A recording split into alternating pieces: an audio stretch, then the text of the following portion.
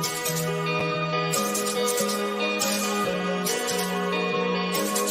muzzle is off.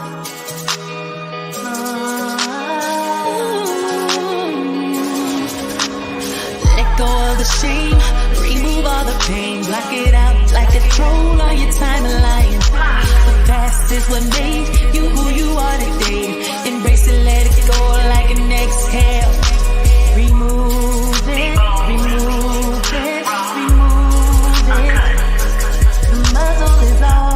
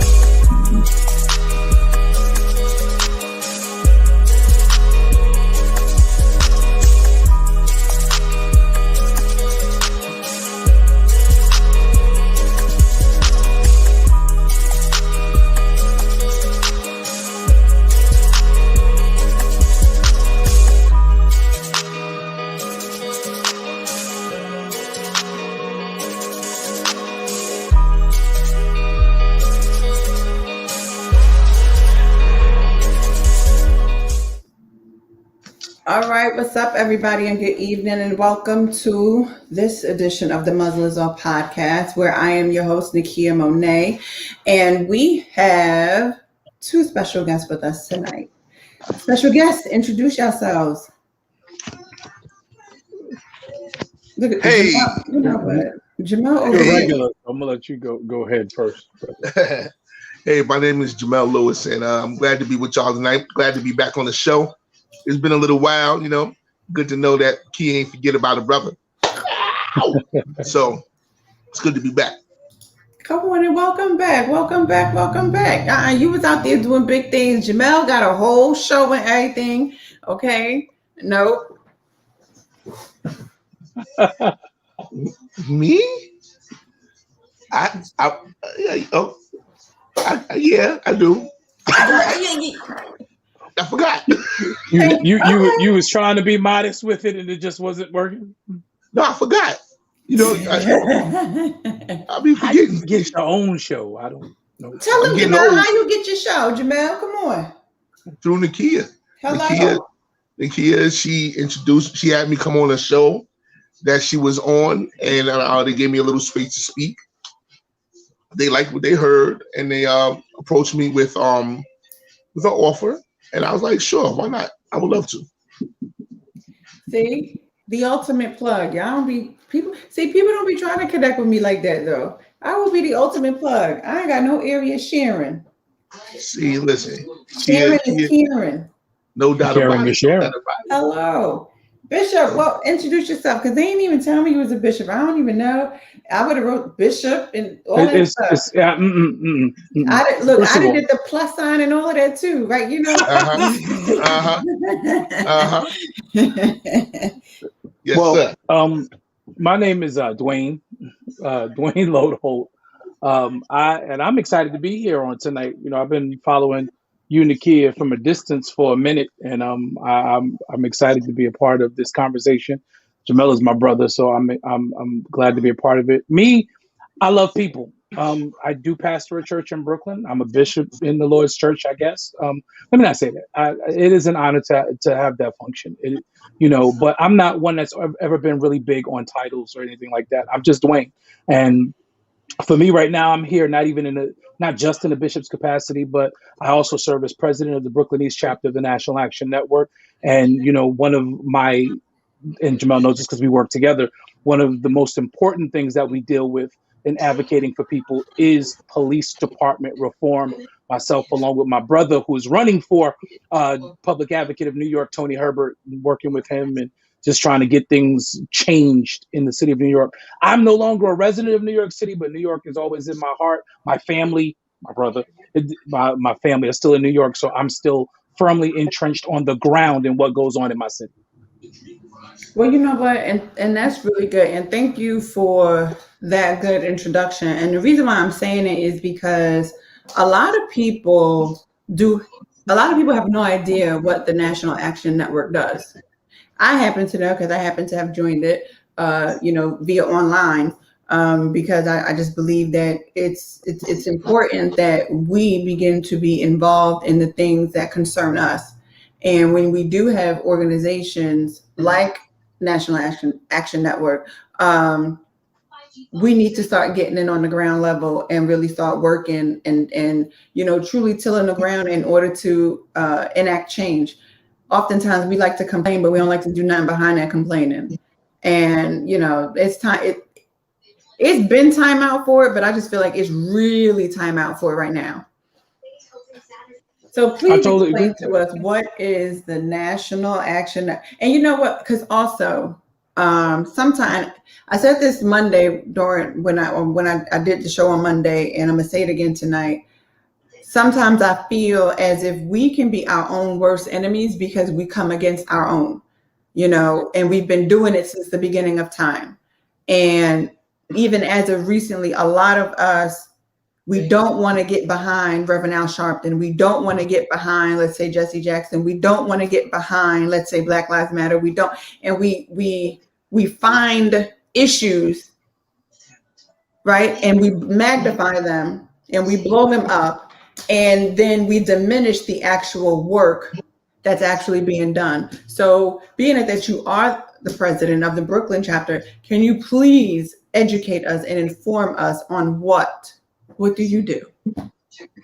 Well, as some of you know, but for those who don't, the National Action Network was a community-based advocacy organization founded by the Reverend Al Sharpton back in the 80s to kind of push forward the agenda of the late Martin Luther King, the late Malcolm X, as far as equality, not just for our people, but for all people. That's one of the things that people miss about the National Action Network. It is not a Black civil rights organization. It is an advocacy organization for all people. There are many things that, unfortunately, because of the sensationalism of media, you will see us, or you'll see Reverend Sharpton at the forefront of a lot of political things that come out, or even the more high-profile issues that happen in our communities. But the National Action Network is on the ground every single week.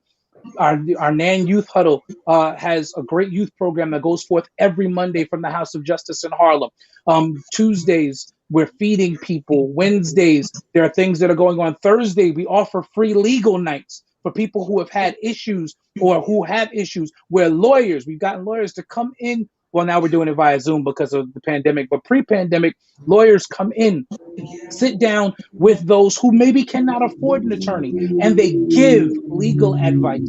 All of this at the behest of Reverend Sharpton. There is also an opportunity where people don't see behind the scenes how many organizations NAN actually supports. So what I do, NAN, most people, when they think of NAN, they only think of Reverend Sharpton. However, we are broken up into chapters that are all over this country.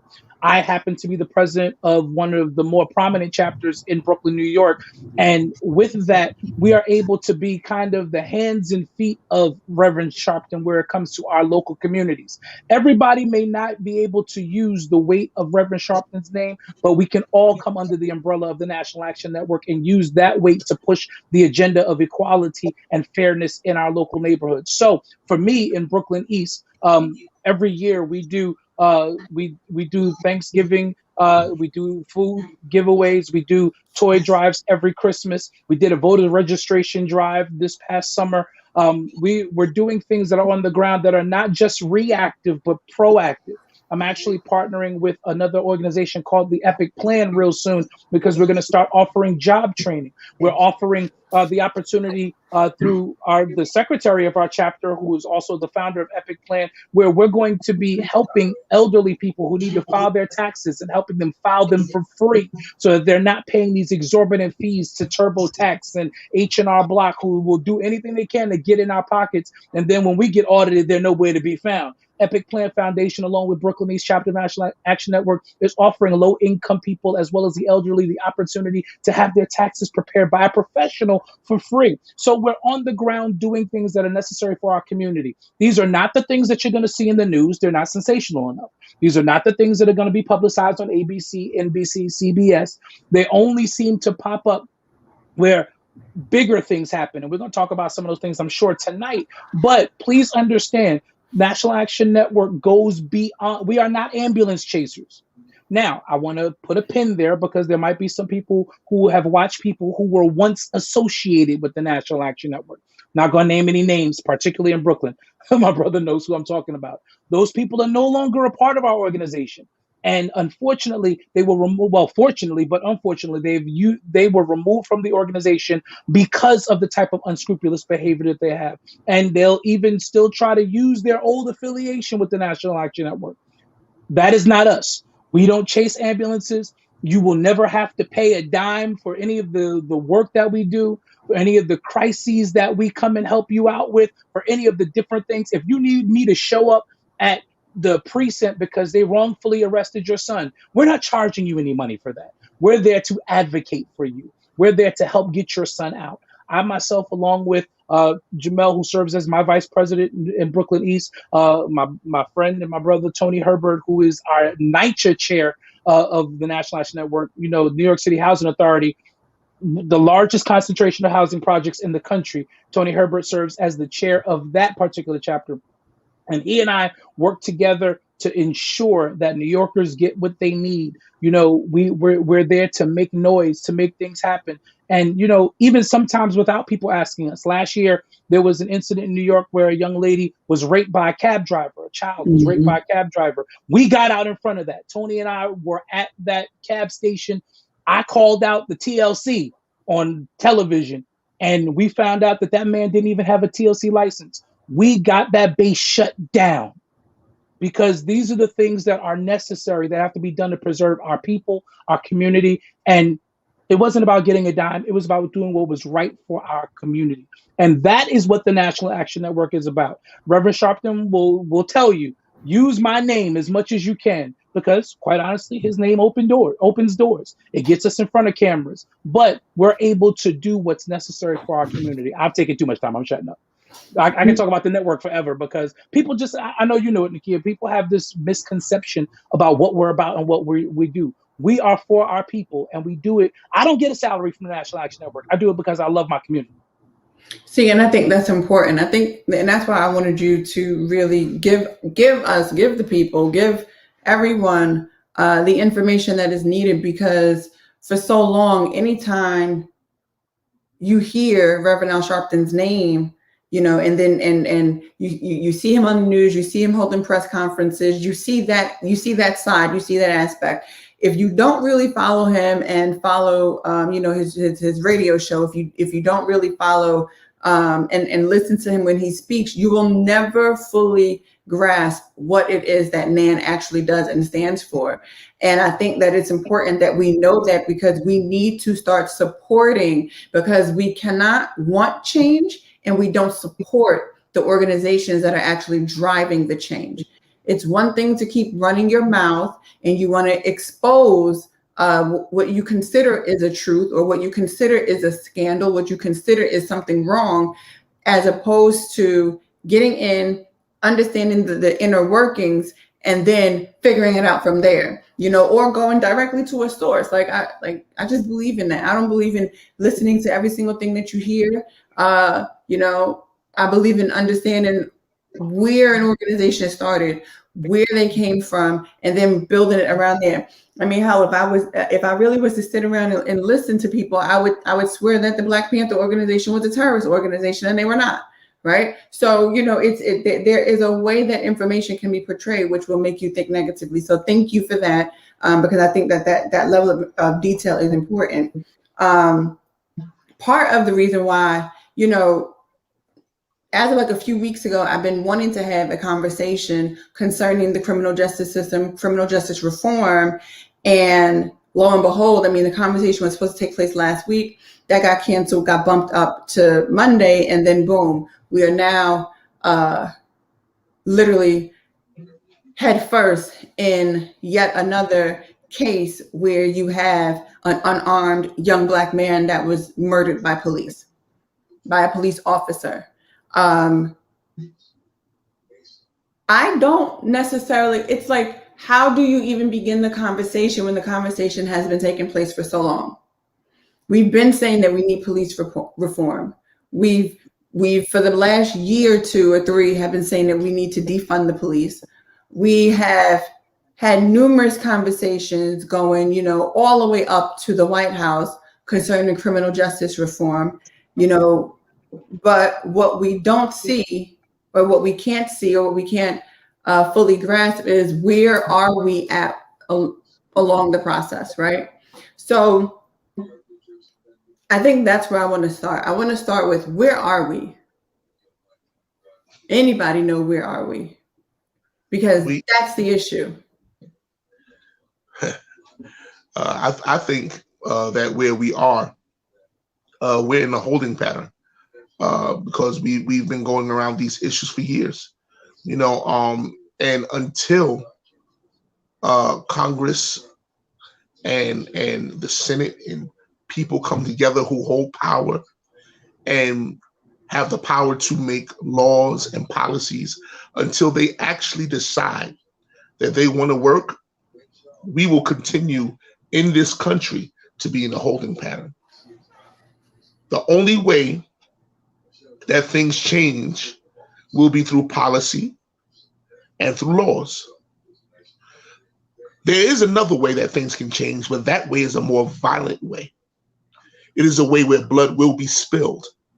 It is a way where people will end up crying at their husbands' and their wives' funerals, their children's funerals. And we're heading down a very slippery slope, because what I was taught in physics is that anything standing still is moving backwards. This country is standing still. This government is standing still. And because it's standing still, we find ourselves constantly moving backwards to a time that has gone past. And now we're reviving, resuscitating, resurrecting these old ideologies. Mm-hmm. Look in Georgia, Jim Crow 2.0, and we're constantly, the closer we get back to that time, you're going to begin to see more policies like that being brought to bear. And until we actually put enough pressure on our policy and lawmakers, we will find ourselves consistently reliving the same things over and over and over. It's heartbreaking to see. It angers you to see it. It outrages you to see it. But for some reason, even with all the outrage, even with all the anger, even with all the animosity, mm-hmm. we're so caught up in so much. 1 minute this can be going on, and the very next minute something else is going on, and it distracts us from the cause. Some of us are distracted by comforts and conveniences. Others are distracted by their own agendas. How many times have you seen people come together? There was one time, I'll give an example. Dwayne will know. Remember, we went out in Brooklyn. A young lady had been accosted. She had been jumped by, I believe, like 8 boys. Yes, I remember. And they stomped her out. Mm-hmm. While we were there advocating for this young lady and her family, Somebody else comes in there talking a whole bunch of stuff that had nothing to do with the issue at hand. And constantly we find ourselves in those positions where we finally get television time, or we finally get the time where we can have someone advocate for us, stand in the gap for us. And what happens is someone comes along with another narrative. Someone comes with another hidden agenda to help foster whatever it is that they have going on. And it takes away from the power that we would have as a unified front. Mm-hmm. So, basically, when we become unified for real, you're going to see the changes. When we really put our best foot forward, like we did to get Biden in office, you're going to see these things will happen. Start putting people, no, you didn't do your job. We want you out of office. Vote somebody else in. Vote in your local elections. Show up to your community board meetings. Make things happen on a ground level. When you do that, then we can remove ourselves from that holding pattern that we're stuck in. So right now we are in a holding pattern. I think the issue is that part of the issue is that we've been hearing about the fact that we don't unify for how long now? So how do we get beyond that? Because see, that's a barrier, right? So for me, it's like, okay, we already know we have a unification issue for whatever the reason is. We, like I said earlier, we tend to be our own worst enemies. So now, how do we move beyond the fact that we don't fully support or unify behind a cause so that we can still be able to drive change? Because if we can't do that, then we're going to constantly be stuck against this brick wall of lack of unity, because that's now a barrier that has now been built up and it's now preventing us from moving forward. But without us having the ability to move forward, we're going to constantly see on the news where you have a Breonna Taylor situation, you have a Philando Castile situation, you have a Tamir Rice, you have a Trayvon Martin, you have a now Dante Wright. You have we're going to have more George Floyds. This is what we see. So what do we do?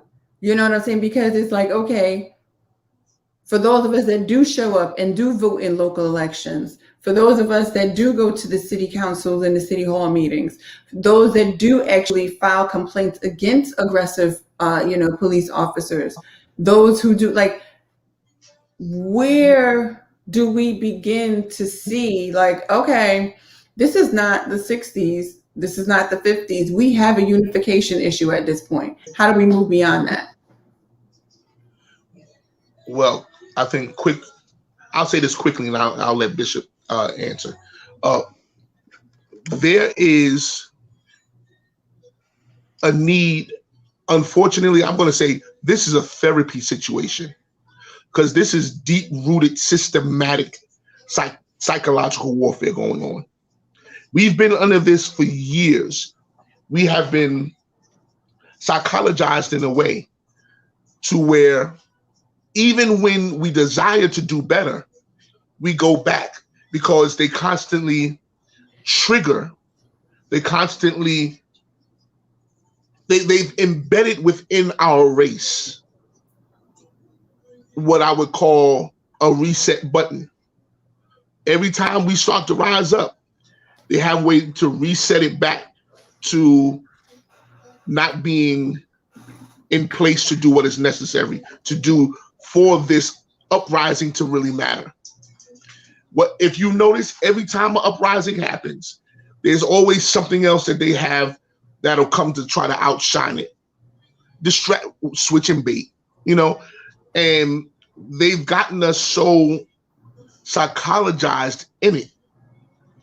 When we was doing the George Floyd thing, the new Nikes was coming out on the set. I was like, our people were just gone, just, you know, and then they came back. But, you know, it psychologically, there is something that is going on that needs to be addressed within our people.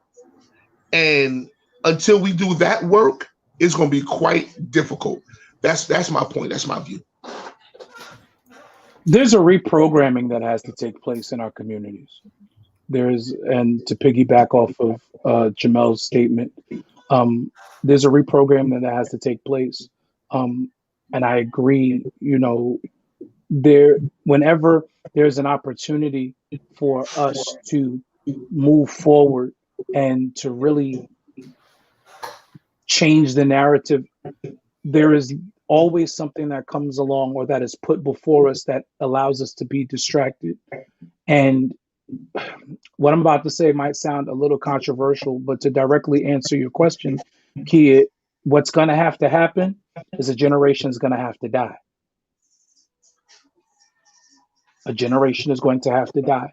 And, you know, even leading it to a biblical standpoint, when Moses led the children of Israel out of Egypt with God's help, that mentality didn't die, so they carried it into the wilderness.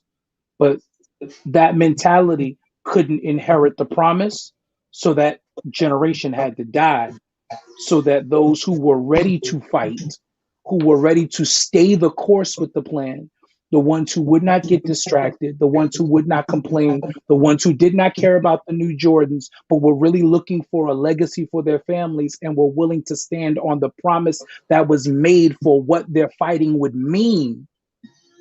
They were the ones who were able to do it.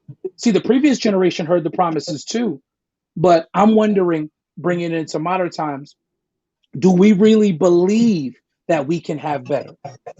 A lot of people talk a good game. A lot of people say all the right things, but the truth of your actions will always show the intent of the heart. Scripture says it this way: out of the heart flow the issues of life. That catalyzes into how you move and how you act. We have a generation that says certain things, but they don't believe it.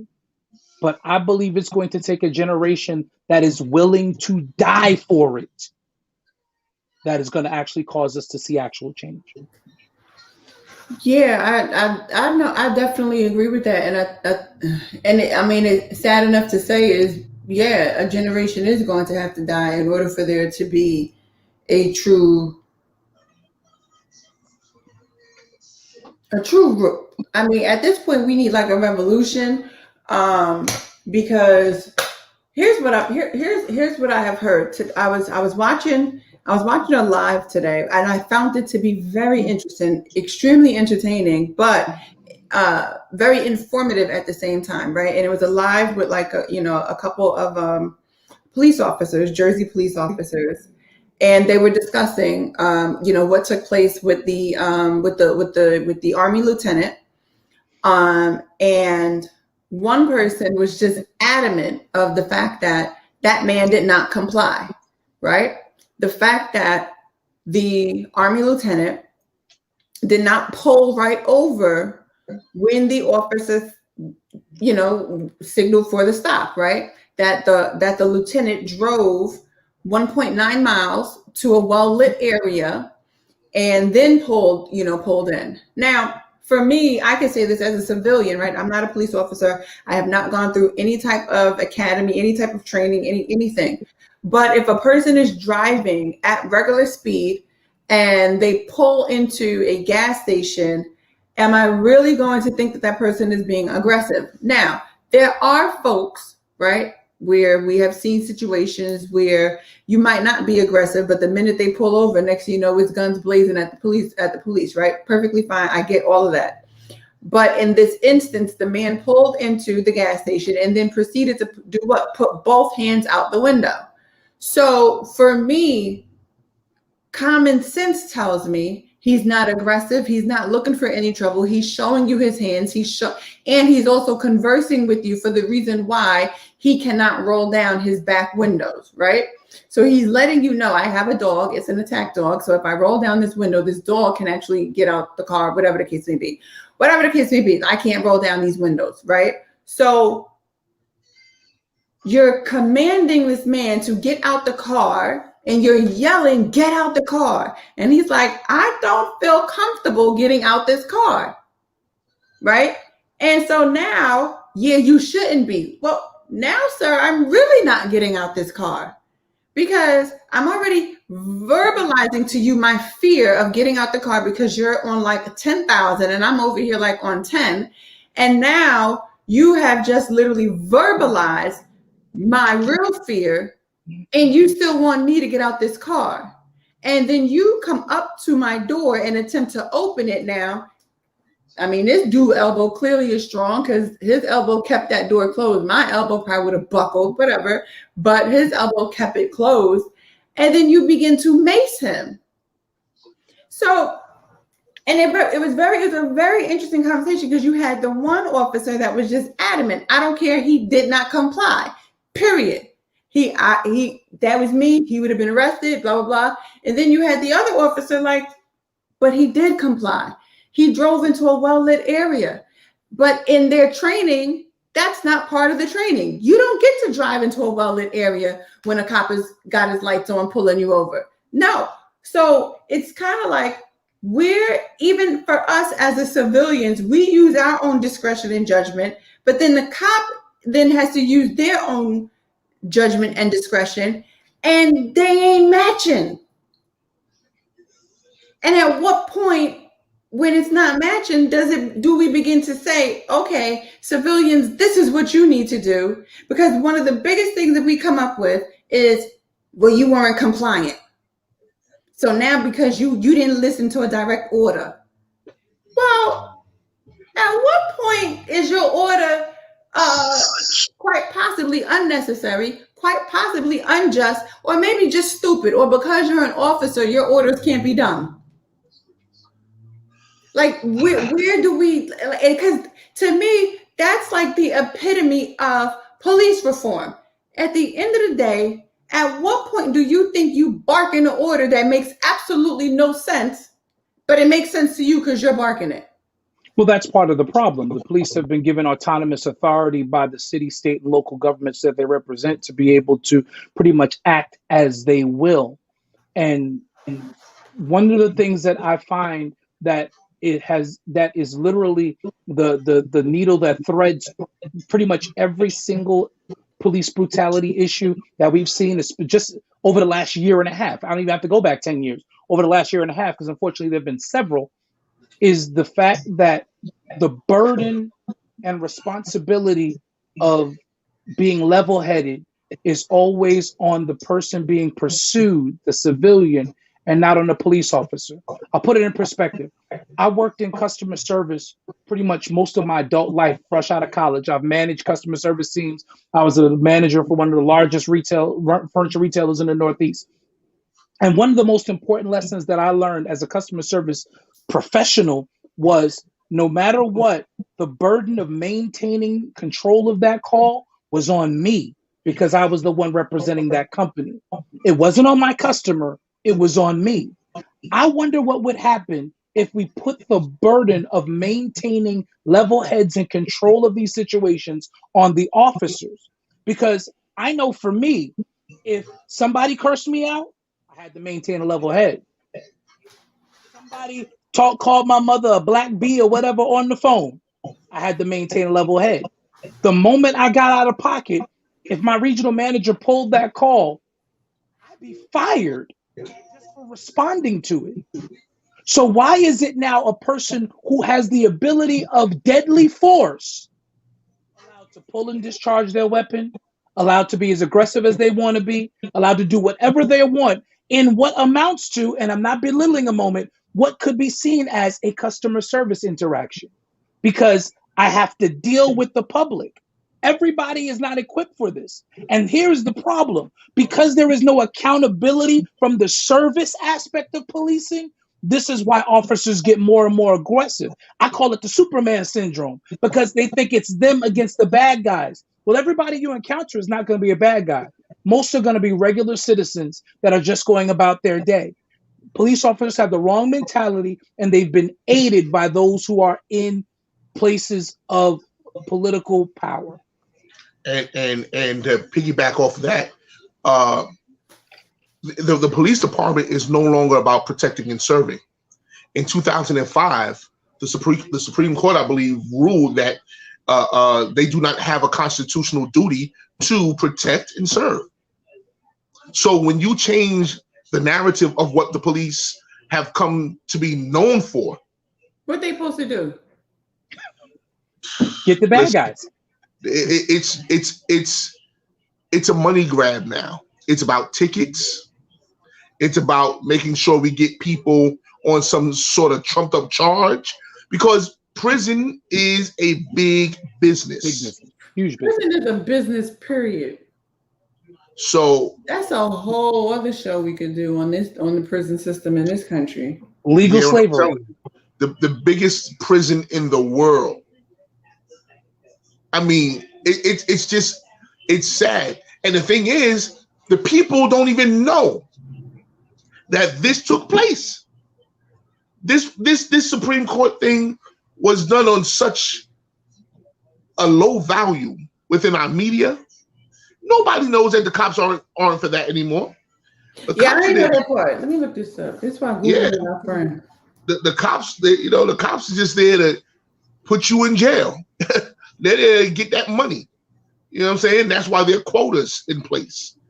And the cops that spoke up about the quotas, those cops found themselves losing their jobs, found themselves in peril, found themselves showing up to calls that when they called out to other police officers, they wouldn't come. Nobody would come up. So it's just, when you change the narrative of a whole company, when you change the mantra, when you change the goal of that whole country, that whole corporation, what you get is a rebranding. The police nowadays, these ain't the police officers that we grew up on, and they weren't that great either. But they were better than this.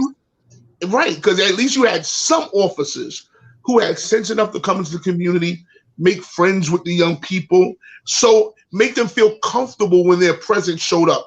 I didn't fear when you came on the scene. I didn't feel any trepidation when you came on the scene. But now, if a police officer shows up, automatically you are sent into a panic.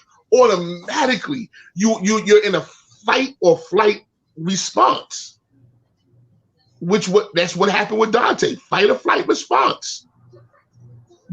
It's just, we've lost. America didn't lose its way. America started off on the wrong foot in the beginning, and they've never gotten on the right foot, and they've just constantly gotten worse and worse and worse. And ultimately, what's going to happen is that when people feel unheard, when people feel like they have no voice, when people feel defenseless, hopeless, and powerless, these same people will come back and rise up, and they will kill, steal, hurt, do whatever they got to do in order to survive. Absolutely. So, how they got away with that 2005 Supreme Court ruling. It's very egregious how they did that. So you used a case where a woman had a protective order against an estranged husband who in fact murdered her children, and you state that the police do not have a constitution, but when the protective order clearly states any violation to that order means that you are to arrest. Right. Mm-hmm. Right. This is very alarming, because that technically means, what is the purpose of getting an order of protection against anyone if you don't have to comply with the rules of the order of protection? It doesn't mean anything. Especially not just not comply, but there are no punishments. There are nothing set up to make sure that if you break it, you have to pay some type of penalty. Right. That's crazy. So now you empower the criminal. Why? Because now we empower the criminal to make you more of a criminal, to put you in the prison, to get more money off of you. The higher the charge, the more money. And we've got to remember that. I'm sorry. Nope. Go ahead, Bishop. I was just going to say we also have to remember that the two work hand in hand. The policing of our neighborhoods, right, as serving as a pipeline into the prison system. Prison system beyond just being big business. The reason why it's big business is it's literally legal slavery. Most definitely. But that is literally also written in the Constitution. Yep. That Act of 1865 that freed the slaves, that a person was free except those who were imprisoned to and become wards of the state. And when you become a ward of the state, if the minimum wage in New York is $15, I can take a prisoner to do the same job that I would have to pay somebody $15 an hour minimum plus give them benefits, and I can give that person 65 cents an hour because it's non-competitive work labor. And my wife, I live in Virginia now. My wife works as a correction officer for the Department of Corrections, and I had the opportunity. Our other vehicle broke down last week. I had to go to the shop, so I had to take her to work the other morning. And I'm driving, and I meant to call Jamel and tell him about this. I'm literally looking at a prison complex that resembles an old school plantation. Literally, I'm driving up this road like this is a plantation. This is literally a plantation. And it got me to thinking again about this idea of legal slavery. That's why police reform can't go through, because it's either we're going to get you locked up and use you as cheap labor, or if you don't comply with our wanting to enslave you, we're going to kill you. That's what it boils down to. It's one or the other. We're back in 1764 again, because if you ran as a slave, they killed you. If you did not comply, they killed you. And these cops today are gone back to the idea of what the whole police system was birthed on before, which is the idea of an overseer. Yeah. One who was there to round up and to bring the slaves together. And those who didn't comply, you killed. And those who complied, you enslaved. Most definitely. Just it's happening in 2021. That's it. These police officers are chattel drivers. That's all they are. And it's a shame. And then you do have officers who really don't want to do it, but feel like there's no other way. This is how I feed my family. But there has to come a point when, in order to be a really good person, sometimes you have to be a bad cop. In order to save your community, sometimes you have to say, you know what? I love being a police officer, but this is not what I signed up for. I need to find me a change of career. You know how many officers do say that, though? I know it, but do they do it? It's one thing to say it, but I need you to do it. Like, I used to go to church. Okay, y'all remember way back? Who is that? Amadou Diallo. Mm-hmm. And there was the one officer that came against all of NYPD. Yep. I happen to know her very well. We went to the same church. For years, She had to live in hiding. She just wrote about it recently, but she had to live in hiding from NYPD for years because she chose to stand up. Yeah. Right? Yeah. And the problem, and see, for me, that raised, when I met her, I didn't know who she was until years later. She told me, and I was like, wait a minute, that was you? I said, me and my dad watched that trial. Like, we saw you enter into the courtroom with a hoodie, literally just closed tight over your face. She was like, yeah. So it took a Black woman to stand up and say, no. This is not the way this is going down. And I can't stand with the department or with an organization, but that department threatened to kill her own child. Yeah. Yeah. that department threatened to kill her. So what, like, it's like there are a lot of officers that feel honestly like enough is enough. You know, I know officers right now who are just like, I don't want to go back. I don't want to work. Right? I don't want to work. And these things that I see are wrong. I've heard stories from officers where they could be patrolling an area, right? Every time they see something, they call it in. And so they like, okay, you know what? So this, that, and the third, we just spotted this. Now, the description always is who they see in the car. Everybody knows you can tell the race of anybody from a car, period. Like there's no, you know what I'm saying? You know, you can tell races. There could be instances where if they're in a specific area that they know is a high drug area and they have a car full of white kids, no, let them go. Don't stop them. But let in that same area it be a car full of black kids. Pull them over. This is a known issue within the police force across this country. Yeah. Yeah. Because it's embedded in the forces. No, 9 times out of 10, that car full of black kids, something is wrong. Them white kids, all right, just let them go. Why? That's how they build it. If they don't do it, right, they're penalized. Officers penalized for Most doing definitely. what's right. Definitely.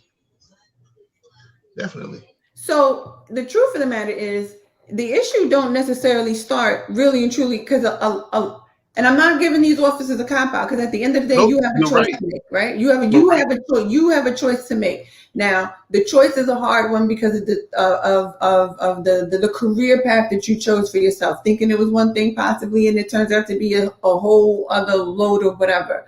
But you have a choice to make. But a lot of the issue, for me, just listening on that live today, I said a lot of these issues stem way to the top. It stems to these police commissioners. It stems to these mayors. It stems to these governors. Like a lot of these issues, especially if you're dealing with state police, forget the state police. A lot of these issues stem all the way from the top, and the top won't admit what they're doing is wrong because it's all corruption. Mm-hmm. It literally is all corruption. So now we, the people, because in our mind, well, you're paid to protect and serve us. And then now we see that you're not even really paid to protect us. Your job isn't to protect us at all.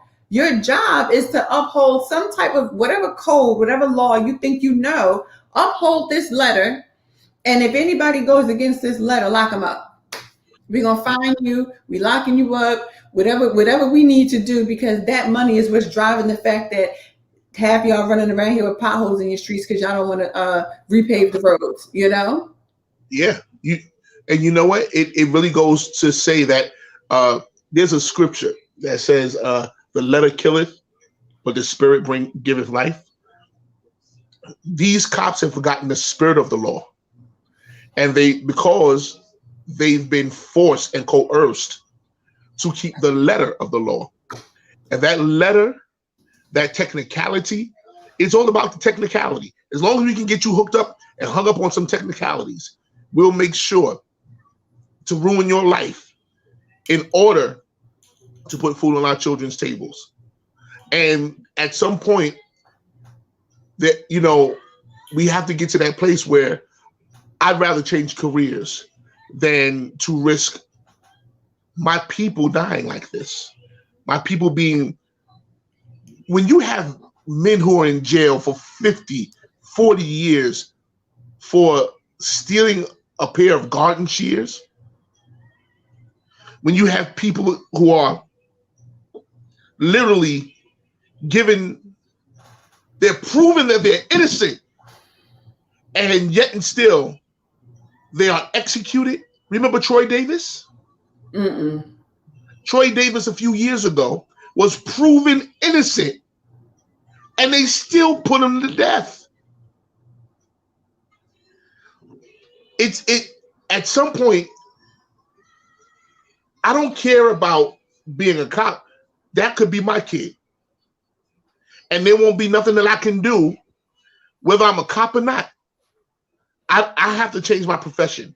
And it's so easy. And if you still want to do law enforcement, go out and become a bounty hunter. Start your own company. Go out and do something that will help instead of being forced. This coercion is so bad that you really do you turn police officers, decent human beings, into criminals themselves. Mm-hmm. So now they can't even really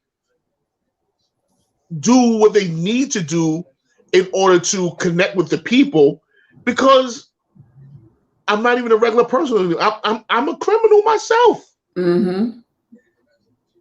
And that's what this prison system is good at. It's good at taking regular people, turning them into straight up criminals. Not just the prison system, this government.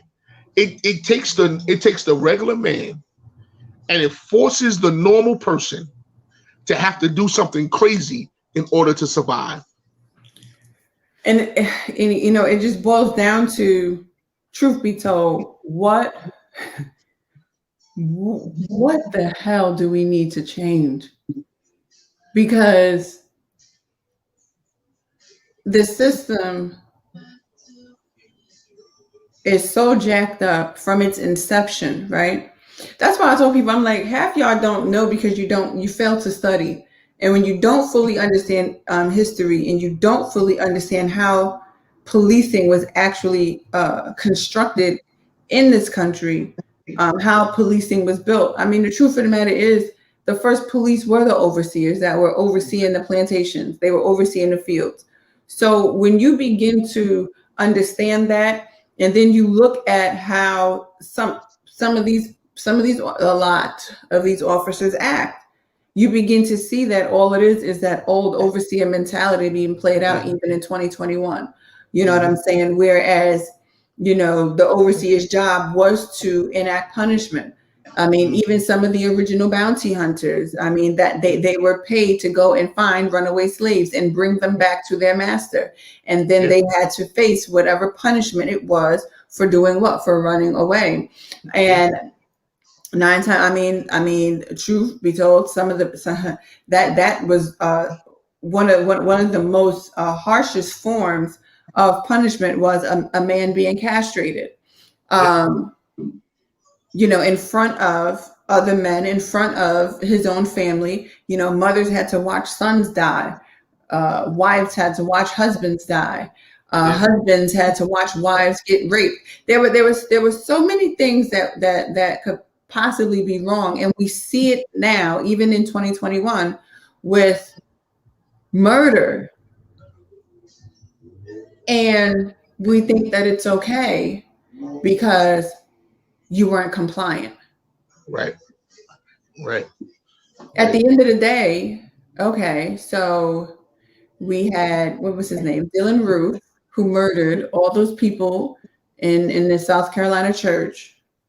And he was offered what? McDonald's or Burger King? Burger King, yeah. Why? Because he was compliant? Why? Because did he smile at the officer? Did he went to them willingly because he didn't put up a fight?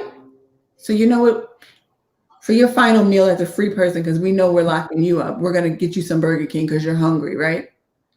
Meanwhile, you have a 20-year-old kid, and they're coming out with all types of charges against this kid at this point. No, he had a gun charge.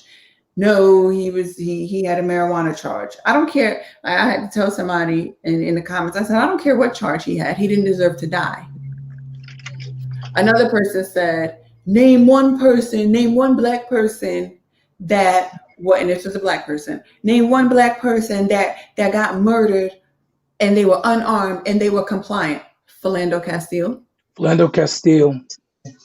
He was compliant. He was actually showing them that he had a weapon. He actually verbally said it. Told him. It's on video, him saying complying with every question the officer asked. He told them that he had a gun in the vehicle, that the gun was licensed, that he was authorized to carry it. Yep. And was reaching for his concealed carry card, not even for the gun itself. Just to he show was reaching to just show proof because the gun itself was in his trunk.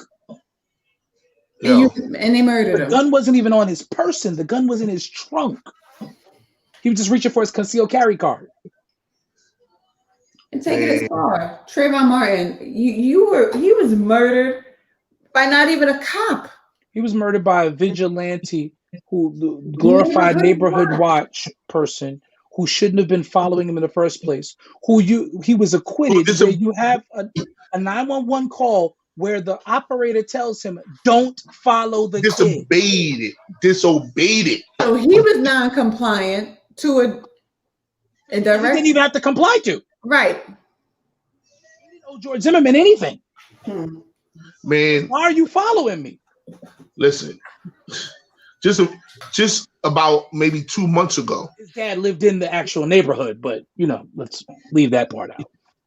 Just a few months ago, a pastor, his wife calls the police because he's having a nervous break.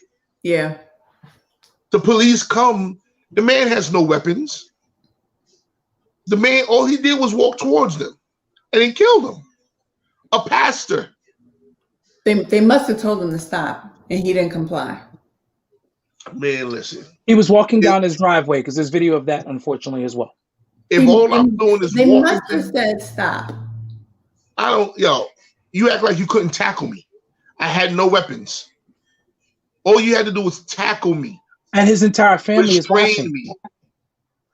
They executed that man in front of his family. In front of his family. And it's like, at this point, you're scared now. Because do I really call the police if I have an issue? Do I really call you? Nope. You can't. Because you don't know. Let me tell you something. Only time I call them, I'm going to tell you when I call them. When somebody think they want to park in my parking spot that I pay for every month. You're getting that ticket and that tow, okay? What's wrong with you? I ain't mad at it. I'd do the same thing if it was me. I ain't even mad at you. Man, I'm not even gonna call the police. I'm just gonna pop all your tires. That's vandalism, sir. You can't do that. Right, you gotta do 3. They can't prove it. I'll have a mask on. Following the laws of the land. Wear my mask. No, right. You getting that ticket in that tow. They ain't parked in my spot since then. I don't care. They probably watching the show right now like, I knew it. Sure did. That was me. Ticket and tow. I play with my parking spot that I pay for every month. Listen, I'm not mad at you. You pay for that spot every month. They shouldn't be in it. I agree. But what is it going to change? What is it going to take to change? It's really going to take a consistent, concerted effort to move. Honestly, the system has to be changed from within, and it starts with elected officials. It goes further. I reposted something, an article I was reading today in the New York Daily News. Yes, I'm in Virginia, and I still read the New York newspapers every day. That's all right. I'm reading New York Daily News, and there's an article about how the police commissioner, Dermot Shea, was defending the officers that did a no-knock warrant recently in New York that busted into the home of a former corrections officer. And found nothing. Based on information that was over a year and a half old, because apparently the father, her husband's son from a previous relationship was into gangbanging and stuff, and she had put him out in 2018. But with that old information, they thought he was still there. And 2 other people have come forward, not looking for money, but just to bring light to it. And Dermot Shea gets up in the Daily News yesterday. Well, yesterday he said it, but today it's printed that, these officers did nothing wrong. Are you kidding me? When the commissioner of New York City's police department can have all the facts and do that, you don't need to be the commissioner anymore. But yet, I'm not hearing anyone in New York talking about taking this man's job. I mean, he really should not be the commissioner anyway. This is true. Let's just be real, and I don't care what he says. Oh, I I agree. know for a fact that man, when De Blasio said he agreed with the defunding of police, and next thing you know, we in the midst of a pandemic, and cops was nowhere really to be seen in New York. He pulled everybody out. Yes, he did, and I don't care what that man says. He definitely did do that, and I still, and you know, and I live in New Jersey. Skyrocketed. Yeah, and I still want to know where is that investigation, because that was supposed to be being investigated. Because I know for a fact he did that, because they were not out there, and that's how come even that young lady, where was she at in Harlem, that got jumped by those group of young boys. Was that in Harlem? Yeah, that was in Harlem. Got jumped by their group of young men and stuff like that. That was just utterly ridiculous. Yeah, she's just buying herself a bottle of wine, you know, and you can't take no for an answer. So y'all want to jump on this young lady. No. And that's the other thing as well. Black folks, I'm telling y'all get on my nerve with this stuff.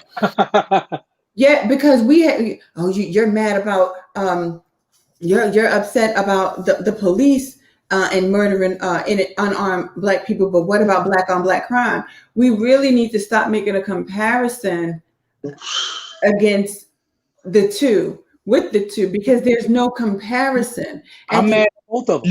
You're gonna, I'm mad at both. It's just so stupid to me, because if everybody in the neighborhood is Black, what do you think it's gonna be?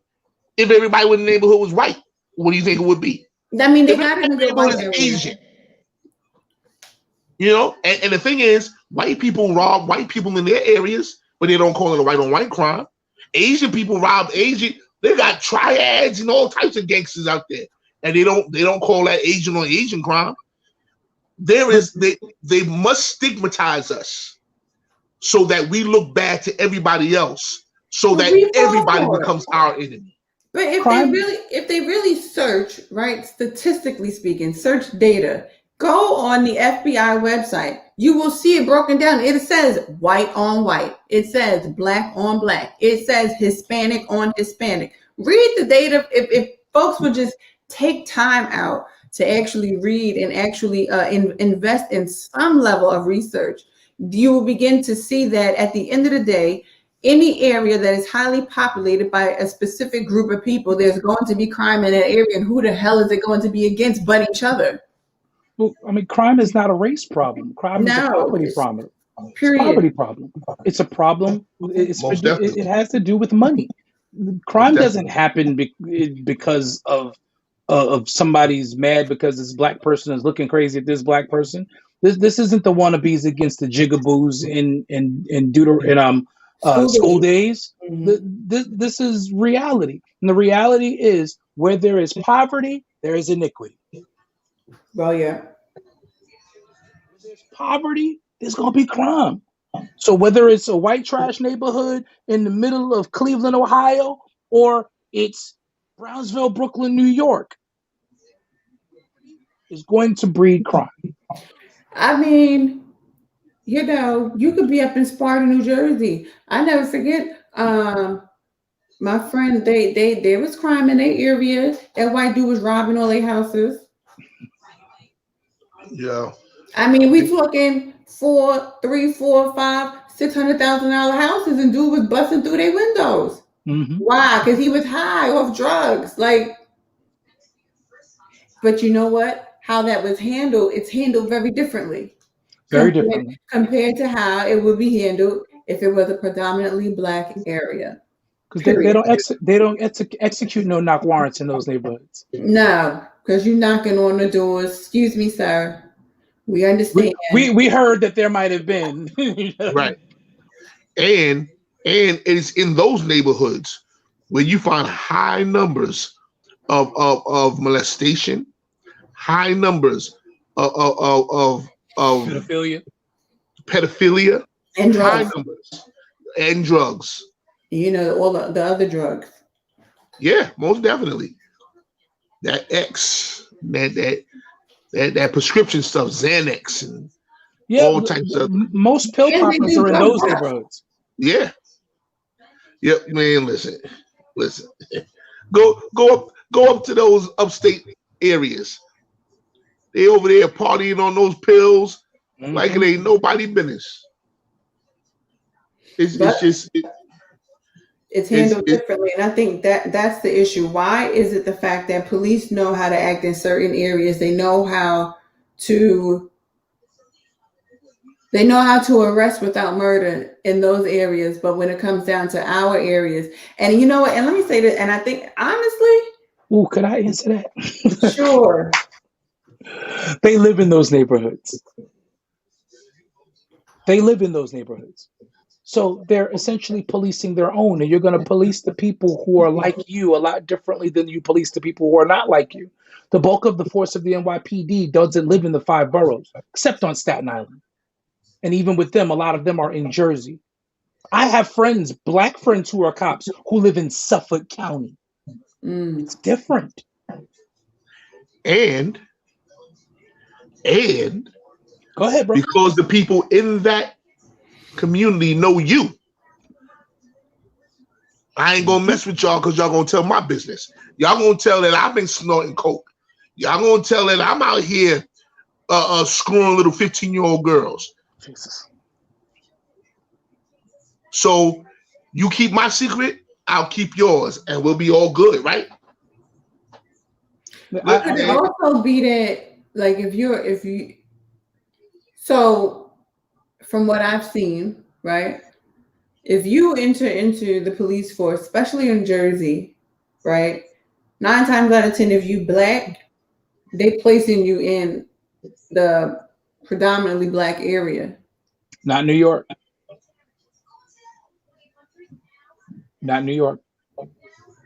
Unfortunately, in New York, it's actually quite honestly the opposite. Most NCOs, those officers who are fresh out of the academy and get placed into a neighborhood to walk a beat, as they call it. They don't call it walking a beat anymore. Those officers are called NCO officers. Those NCOs are usually rookies who are fresh out of the academy and don't live anywhere near the neighborhood they're policing, have nothing in common with the neighborhood they're policing, which contributes to the divide. So if we're talking police reform, part of the reform has to be that you're not going, even the United Federation of Teachers, along with the Department of Education in New York, have kind of put together a thing called the New York City Teaching Fellows Program, where they're looking for affluent people who have come from inner city neighborhoods and looking to change careers and go into teaching. The city will pay for the master's degree, and they're going to put them in high-risk schools in the neighborhoods that they're familiar with in order to show something different to those kids, and also put in a teacher who is more acquainted with that. Why is the NYPD not following that model where it comes to how they're placing their officers? That's a good damn question. I think that part of the issue is that NYPD is not being forced to do it. That is true. That is absolutely true. That is the truth of it. When the Department of Education in New York was looking to shift from the chancellor autonomous model and moved under the auspices of the mayor's office, that was one of the first things that Mayor Bloomberg did, which was institute this program so that it could change the narrative. So this same person now, the mayor of New York, who has the autonomy over the NYPD, he is the commander in chief of the city where it comes to that sort of thing. Why is he not going to the commissioner saying, this is what needs to happen? Well, they clearly don't like each other. But it hasn't happened with any mayoral regime. And the mayor's office had control of the NYPD long before they had control of the DOE. Why was that the reform for the DOE? But that same reform that could have been put in place and maybe saved some lives in the inner city, why wasn't that put in place? I think it boils down to, I mean, it's going to sound harsh, but do you really want to save the lives, or do you want to? No, clearly they don't. Yeah, you know what I'm saying? Like, let's think about it. If you take the city all the way back to, I can only go back as far as Koch, because that's as far back as my memory goes, right? I don't know who the hell. Same here. Same. Before that, what was his name? Lindsay, I think it was. I don't even know who he was. Koch. I felt like Koch was the mayor for 15 years. That's it. He was. Was he? Because I felt like he was the mayor for like forever. Koch was like the last mayor before term limits. Ah, okay. Because he was the mayor for forever. Think of the city under Koch, and think of what Dinkins inherited after that, right? Like when you really think of, and then after Dinkins came Bloomberg. No, what was his name? After Dinkins came Giuliani. No. Yeah, it was after Dinkins. Dinkins was Giuliani. You're right. Giuliani, and then Bloomberg. Right. I'm talking about Patterson. That's the governor. Lord Jesus. Giuliani to Bloomberg to de Blasio. Right. Right. It literally wasn't until Giuliani that, truth be told, crime within the city, certain areas, because it's only certain areas, did he actually enforce the cleanup, push crime out of those areas where they deemed were money-making areas, and said, okay, now we're going to push this crime out, but now crime is centralized in certain areas. Where was that crime centralized at? You know, in Brownsville, in East New York, East Flatbush, Harlem. And it wasn't until they deemed Harlem to be prime real estate that they pushed crime out of Harlem. So when you really think about the structure and how policing, and we're only talking about New York right now because this is what we're talking about, how policing has been handled in New York, it's always been very strategic. Absolutely. It's only until an area, because now look at Brownsville, Bed-Stuy, right? Not really Brownsville. Bed-Stuy was then deemed prime real estate. So you know what? Now we need to clean up Bed-Stuy.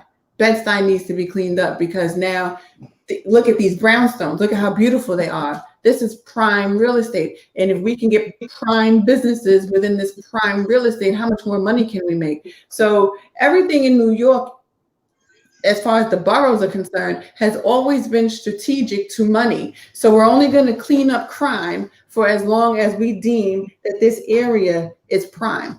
And if it ain't prime, we're not going to care. So what began to happen?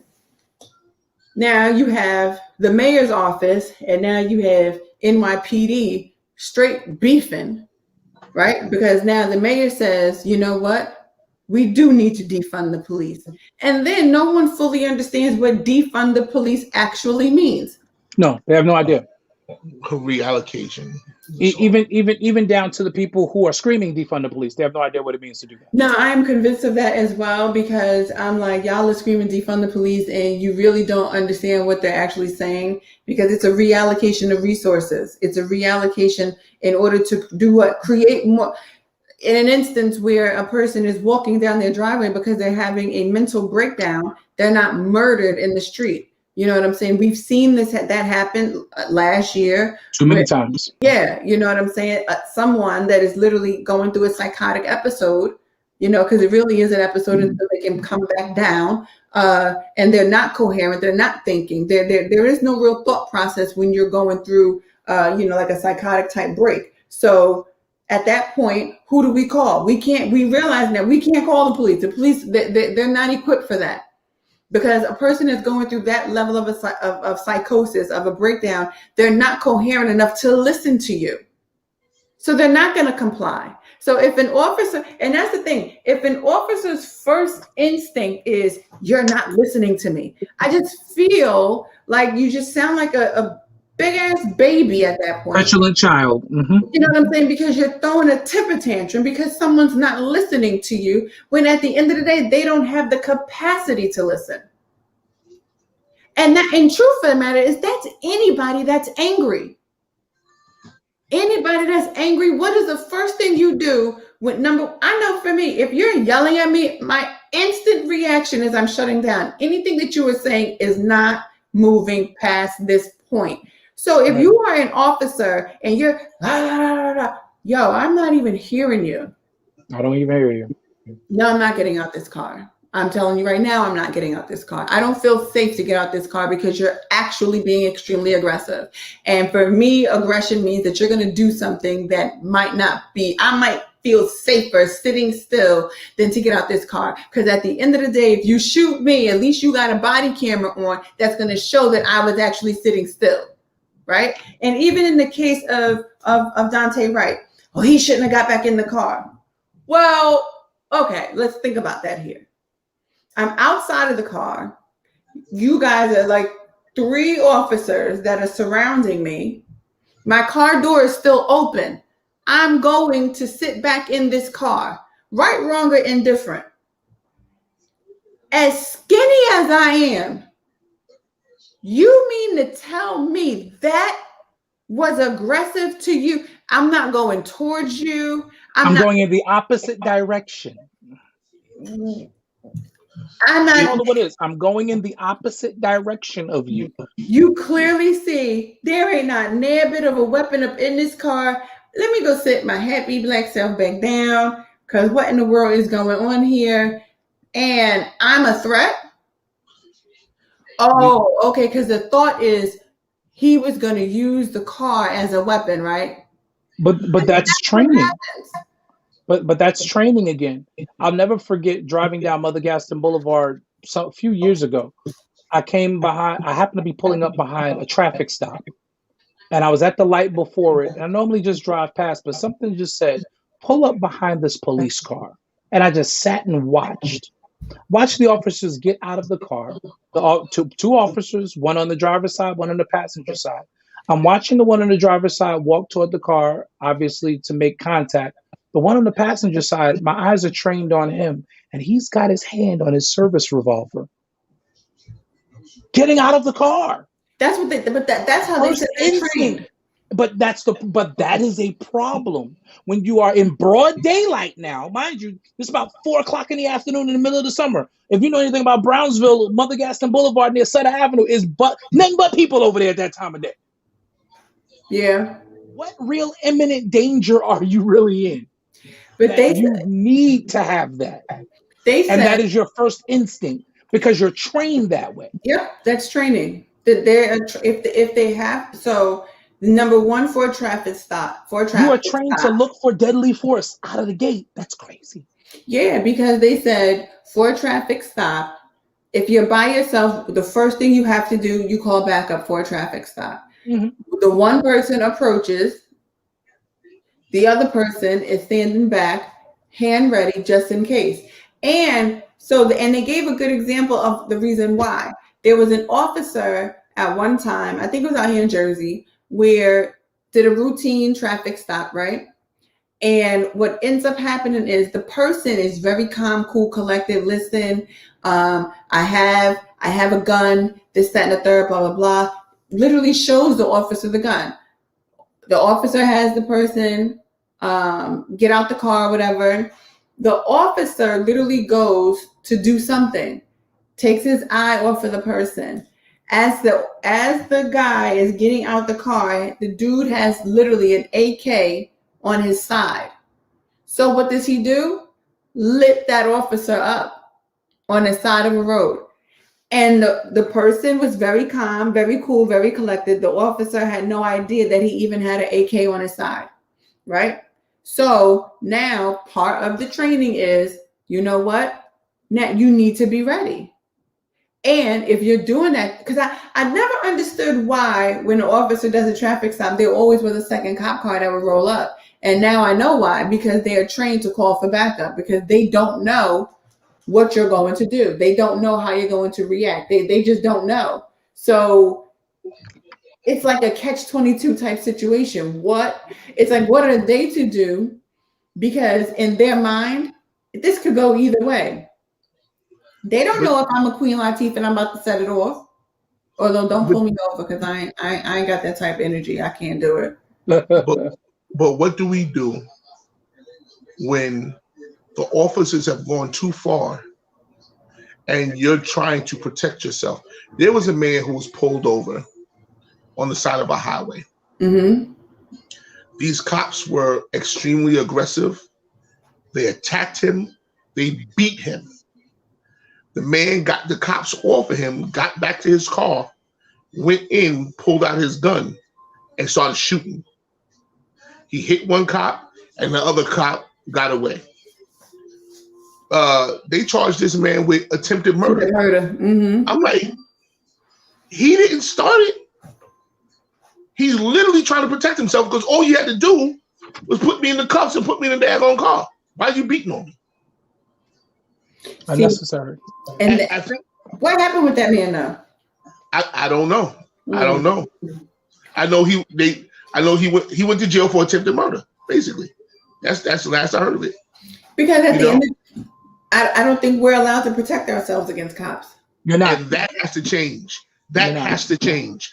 When you have cops who are murderers, that has to change. When you have cops that abuse their authority, that has to change. Because at some point, you're telling me no human being is just going to sit there and not protect themselves. But there's an autonomy that allows the police officers pretty much carte blanche to do whatever they want within the line of duty. And that's one of the first laws that has to be changed. That if you discharge your weapon unnecessarily in the line of duty, you need to be able to be charged with first-degree murder. You need to be put in a position to where you yourself can be sued for restitution from that family. Because as it is right now, most police departments have in place this type of blanket immunity where I can't even come after you. My family can't come after you personally if you sue me. If you kill me. If you kill me, they can't sue you for damages for wrongful death. They can't do it because everything is in place to protect the officer. And this is what they do. But you know what's strange, right? Like we can't, right?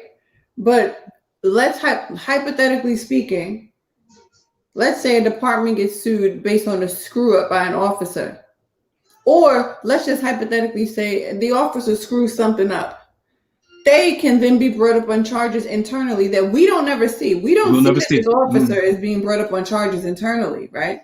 Right. There have been numerous officers that are seriously brought up on charges for dumb stuff. Literally dumb stuff. Dumb stuff that you'd be like, why would you be brought up on a charge for that? Because we didn't follow protocol. Protocol said to do this. And I'm going to give you a good example of it, right? Not going to name names, but there was a person that was literally in the paper as of last year for doing something great, right? Decided not to use their weapon and decided to chase down an assailant, right? This was in New Jersey. Now the person outran him. Okay, fine, whatever. But it was a discretion type call. Do I chase or do I discharge my weapon? Nope, I'm not going to shoot. I'm going to chase, right? Because the person was run. This person is not necessarily posing an imminent threat to me, so I'm not going to use bodily harm on it. Which makes sense. Written up in the paper, a wonderful write-up in the paper, right? But got disciplined by the department. Why didn't you discharge your weapon? You were called to a scene because there was gunfire, but I didn't see who was shooting. All I saw was a person running away. You should have shot. Yeah. Although the person was praised publicly for not firing their weapon, but internally they were punished. Horrible. Those are the things. Like that to me. That's what turns a good cop into a bad cop. Because it's the internal things that go on that we, the public, don't see. That literally makes an officer feel like, you know what, I can't do what's right. Because if I do what's right, I'm now punished internally, and I'm literally being brought up on disciplinary charges internally for not shooting somebody. For not shooting someone. Who was running away from me. See what I'm saying? The corruption runs so deep. Mm-hmm. You know, and it's unfortunate. Dwayne and I know someone. Dwayne knows him much better than I. Who, you know, he was doing something he had no business doing. But, you know, he had a fake gun. And the cops that came up on the scene, the first set of cops were undercover. They pull their guns out on the guy. The next set of cops that come are patrol. they open up fire. Procedure must not have been followed because they didn't know those were undercover cops. One of the two cops was off duty. One of the first two cops on the scene was off duty. See what I'm saying? So here, they tried to charge. Did they charge him with murder?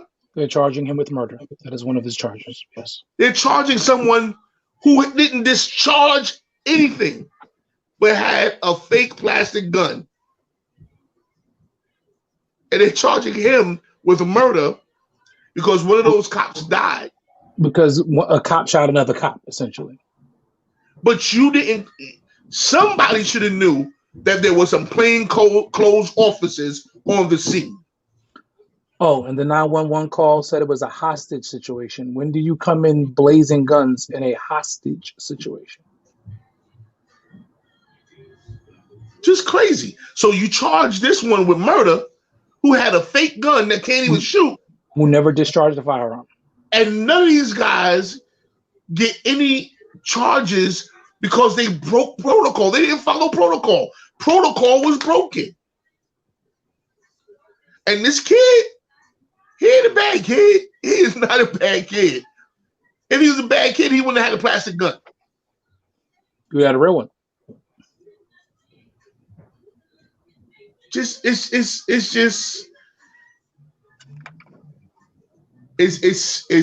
saddening. It's frustrating. So he gets charged with murder because another cop shot another cop. Yep. On those grounds. If he didn't have the gun. Under the statute that he incited the whole thing. So had he They're charging him with the death of an officer. Yeah. Which I think is crazy. Because the officer ain't dead because he had the gun. The officer's dead because they didn't follow protocol. Years ago, that was part of one of my issues with me.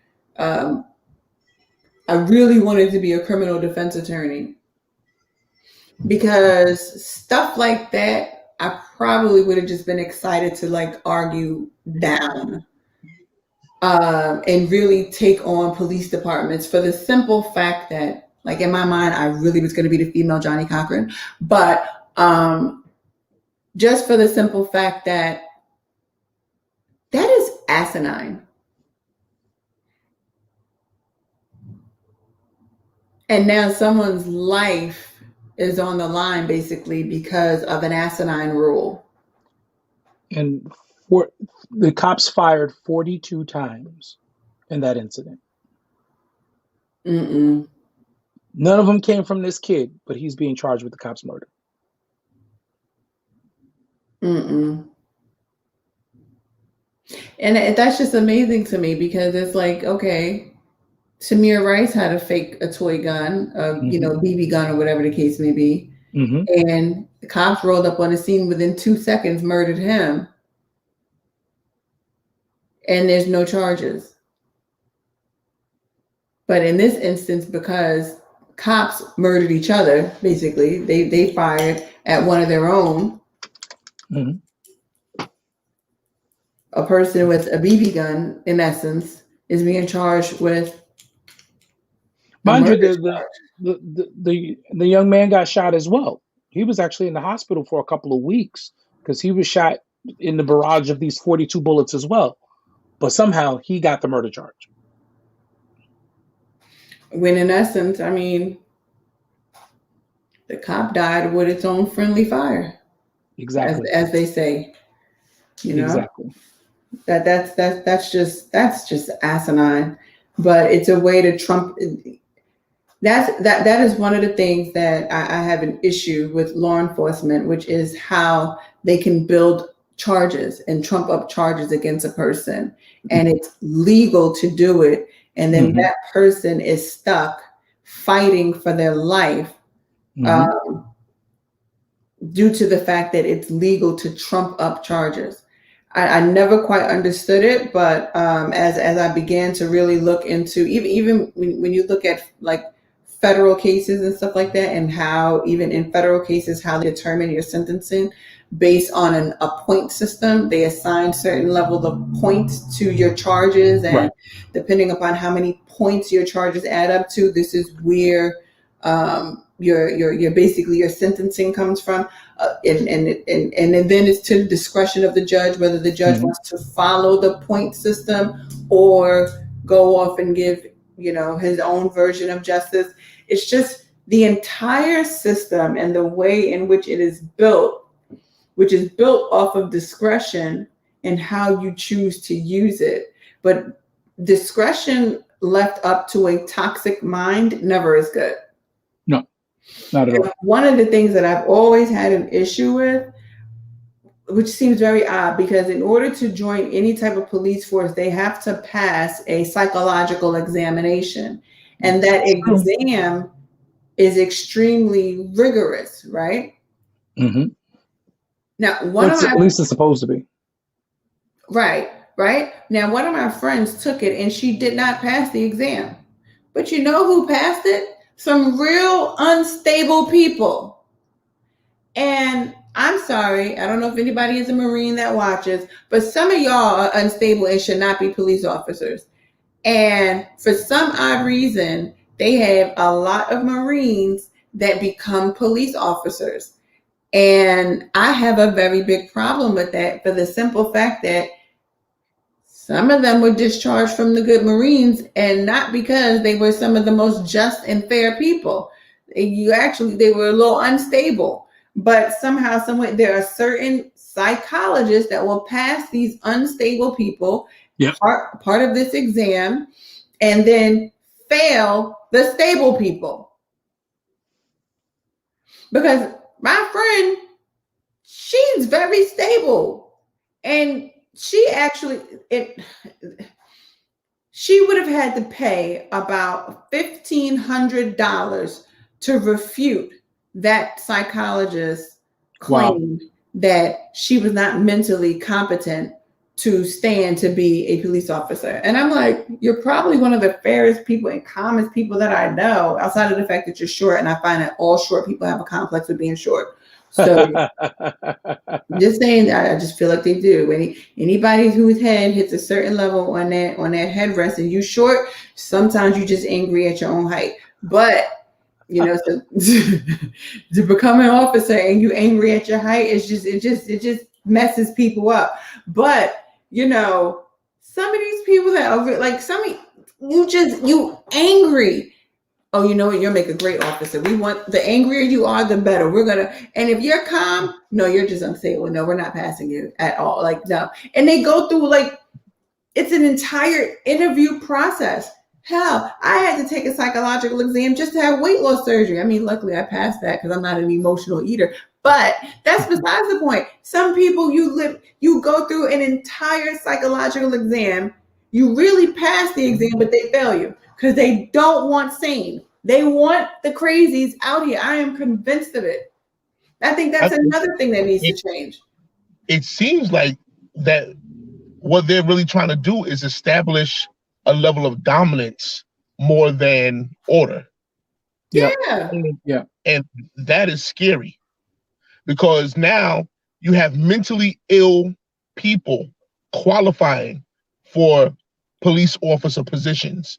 You have police officers who have PTSD. Serving as police officers, and they're walking around and you're putting them in communities where they're going to hear gunshots. And here they go triggered. You put them in a mindset of war, and they go out acting like they're about to go to war. Exactly. See what I'm saying? So what happens when you got a triggered officer? No, I can't. I told that one today, I was like, don't pull me over. Don't stop me. I'm not getting out the car. I don't care what you say. I'm not moving. Or one that just had an argument with his wife or her husband or his spouse. One whose kids got on his nerves. Kicked his dog on the way out that morning. Whatever. It all boils down to this. There's always money to be made. One is the prison system. The other place where they make money is body parts. And body parts. You kill somebody, guess what? You can if they sign the organ donor card, you can harvest those organs. And whether or not you have assigned the card or not, they're doing it regardless. They're going to the graveyards digging people up. That's big business. I didn't see that part.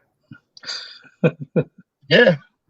Organ harvesting is very big business, though. Now, I heard of organ harvesting, due to the checkbox, are you an organ donor? So they say that if you have that on your driver's license and you get in an accident and you're a little incoherent or something like that, they are 9 times out of 10 not going to really try and save your life because you're an organ donor and your organs could be used. Your organs are worth money. Yeah. Those hospitals charge inordinate amounts of money for your organs. See what I'm saying? Everybody corrupt and working together. Oh, the whole system's corrupt. Absolutely. That's why I stay in the house. I don't care what nobody says.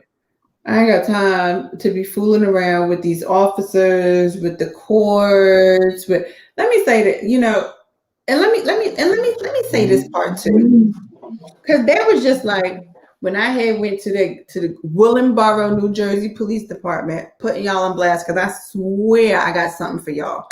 One of these good days, they're gonna hear from me. When that man threatened my good life, right? I showed them the message and said, he said, I will run for the rest of my life. This is what he said to me. It's written. It is written here. Look. Those men, black men at that, black, looked at me and said, well, you know what they say, hell hath no fury like a woman scorned. What? Did you not just read what the hell I just showed you? Written? And he's a man. So I guess to them it was debatable. I don't know.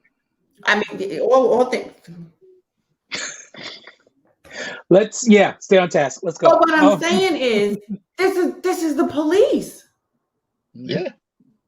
And who the hell? I was just speaking to someone. I was speaking to someone, and they had a very similar encounter with another police department here in New Jersey as a woman. Wow. And I said to myself, this is a problem because our lives are being threatened and we're being looked at as hell hath no fury like a woman scorned. I said, I'm not scorned. And then, because I had took the other car and hit it, it was mine. I paid for it. Well, hey, But do you want to know what the cop told me? The cop, black. He said, well, ma'am, once y'all get divorced, you're going to have to give him one of those cars anyway.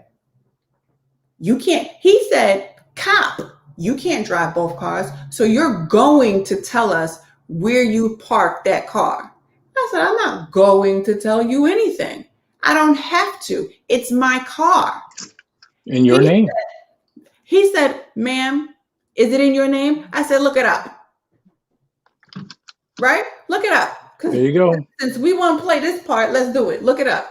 Because I wasn't playing with them. And he looked it up and he told the other, he was like, they are in her name. Both of them. So they went back to go talk to little Fatty. Right?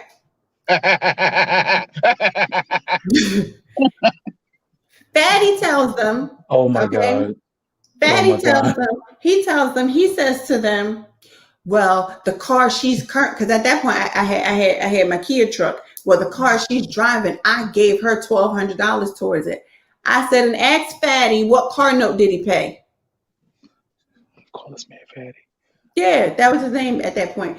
Because my sister was sitting right there with me. My sister can attest to this crap in the Willingboro, New Jersey Police Department. It happened. Me standing in there arguing with these officers.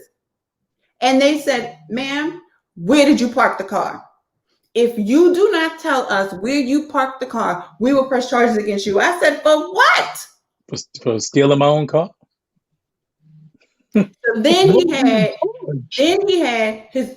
There's no charges. Like you can't charge me with taking my own property. Then he had the little armor bearer. Well, my property was in the car, so that's stolen. I said, you know what? I said, I ain't gonna tell y'all what I said. I said, tell his so and Well, we so. this far in the story, you might as well just go ahead and hit it. I said, tell his gay ass it shouldn't have been in my car to begin with. Ta-da! Right? Then the girl, here she go. I guess because she was in there with him. My stuff is in the car. I said, tell the whore. I said, maybe it shouldn't have been in my car because it was mine. It's mine. They said, ma'am, where did you park the car? And they were like, you're going to tell us where you parked this car. Trying to establish dominance again. Mm-hmm. So you want to know what I said? It's in Irvington somewhere off of Lyons Boulevard, Lyons Avenue. They said, man, where? I was like, I don't know. Get off the parkway. Figure it out. Get off the parkway, make a right, then make a left, cross over something, and then it'll be right there on the right-hand side. I was not. And let me tell you what me and my sister did, because that's what I told them, right? So they couldn't force me. They tried to get, like, they tried to, my friend's house, who I parked the car in front of her, it was in front of her house. Ma'am, what is the name of the woman where you parked the car? So I gave them her name. They tried to search her name out to see if they could find her address. Couldn't find that. Nope, you're not. So what I do, I left that good police department, drove right up there to Irvington and got my car. Stop playing with me. What I'm not going to do is play with y'all. But you know that you bring into point that's something through their story that is one of the things that has to be reformed. There has to be a set list of things that are what is actually a lawful order. Because them telling you you're going to tell us where the car is, that's not a lawful order. I own that car. So it is now unlawful for you to tell me to produce my property because of someone else's complaint. They said anything you purchase during the course of the marriage, it belongs to both of y'all. I said my marriage is not legal anyway. He's currently married to a whole nother woman in a whole nother state. Y'all keep playing with me if y'all want. Like, I went in their police department. I went in. I said, I don't care what he's telling. I said, ask him if he married in Rhode Island. Ask him. I wasn't playing with them. Oh, I wasn't playing with them at all. I was not playing with them. But the problem is that this, like you said, it's establishing dominance over a person. And because they ain't here to protect and serve, right?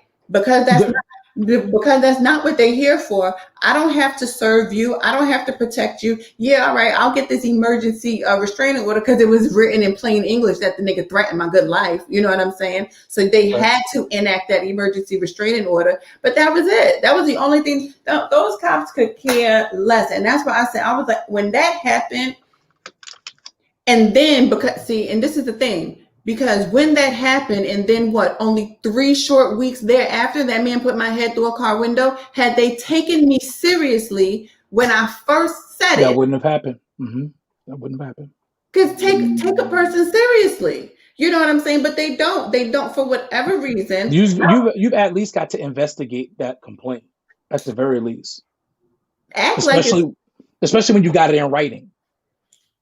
No, I was a woman scorned. I was just a woman scorned. This isn't a verbal threat. You got to show up at his house. Because the thing is, and that's just it. Because in New York, that will get you locked up. That text message will get you locked up. Because that's the way it's supposed to happen. Had he been locked up, what happened 3 weeks later wouldn't have happened had he been locked up that night. Because that was a good threat. You understand? And that's my point. They don't take it seriously. That man was able to come all the way down to the house and call the cops on me to say I stole his car. That's how I was like, I wish y'all would try. I said, look it up. I own both of them. Let you have been white. Hello. Oh, if you were a blonde-haired, blue-eyed white woman, they would have had around-the-clock surveillance of your home. They would have made sure he didn't get within 50 feet. They would have went to see him and told him never to threaten you and don't contact you, and they did all of that. Nah, CV would be in a casket somewhere. Yeah, they would have got him. I mean, the world might have never mind. But you know what I'm saying? Behave. But that's the issue. That right there is the issue. When you remove all of that stuff, like when I really think, that's why I said, Willenberg, please, I'm coming for y'all. I promise you I am, because when I think about what they did, and you were black, And then what I had to go through even 3 weeks later because you did not take me seriously, you did not think that that was worthy enough of you actually taking. No, I got problems with people, and I think the world is going to hear my good voice about that because it's bigger than just, you know what I'm saying, people just filing complaints. No, some of this stuff is serious. It's real, and they don't take it serious. To me, they don't take it seriously enough. You're mad because someone is not listening to you. You don't listen to the people. This is true. So because should I look, if Derek Chauvin had listened to the people, George Floyd would still be alive. Yeah, but that's where that whole Supreme Court thing of protecting service no longer Right. on. No. They don't Absolutely serve the true. public anymore. Absolutely true, because the public was standing by saying, "Hey, he can't breathe." The people filming him were saying, "Hey, you might want to let up off of his neck." Eric Garner said he couldn't breathe. Eric Garner himself said he couldn't breathe. I'm watching this Pantaleos on this man's neck, literally with a chokehold. And as big as Eric Garner was, Eric Garner could have took all of them if he wanted to, if he wasn't complying, as they tried to say. That's why I'm like, come on, man, y'all got to be kidding me. And they're saying, "Oh, stop resisting." There's a man on his back choking him. The body is naturally going to move to try to preserve itself. He's trying to shake this. So you can't say stop resisting when you're killing me. How about this one? How about the little kid that he had to be about 18, or the kid that played the violin? He was walking down the street and the cops followed him. They shot him up with drugs so they could make him compliant and killed him. And the kid was literally saying, "I'm a good kid. I'm not bad. I'll do what you want me to do." What do you want me to do, officer? He was a special needs kid, Nikki. Oh. Special needs kid. Like that was so heartbreaking. It absolutely was. Totally was. Heartbreaking to see. Walking down the street with his hood on. He was minding his business. And you shoot him up with ketamine. You have the ambulance come and shoot him up with ketamine. The kid had to weigh about 120 pounds. If that, because he was little. He was little. What is he going to do to y'all? It was so tragic. I mean, and the body cam footage shows they got him on the floor. He's like, "Just tell me what you want me to do. I just want to go home. Just tell me what you want me to do." This is the kid.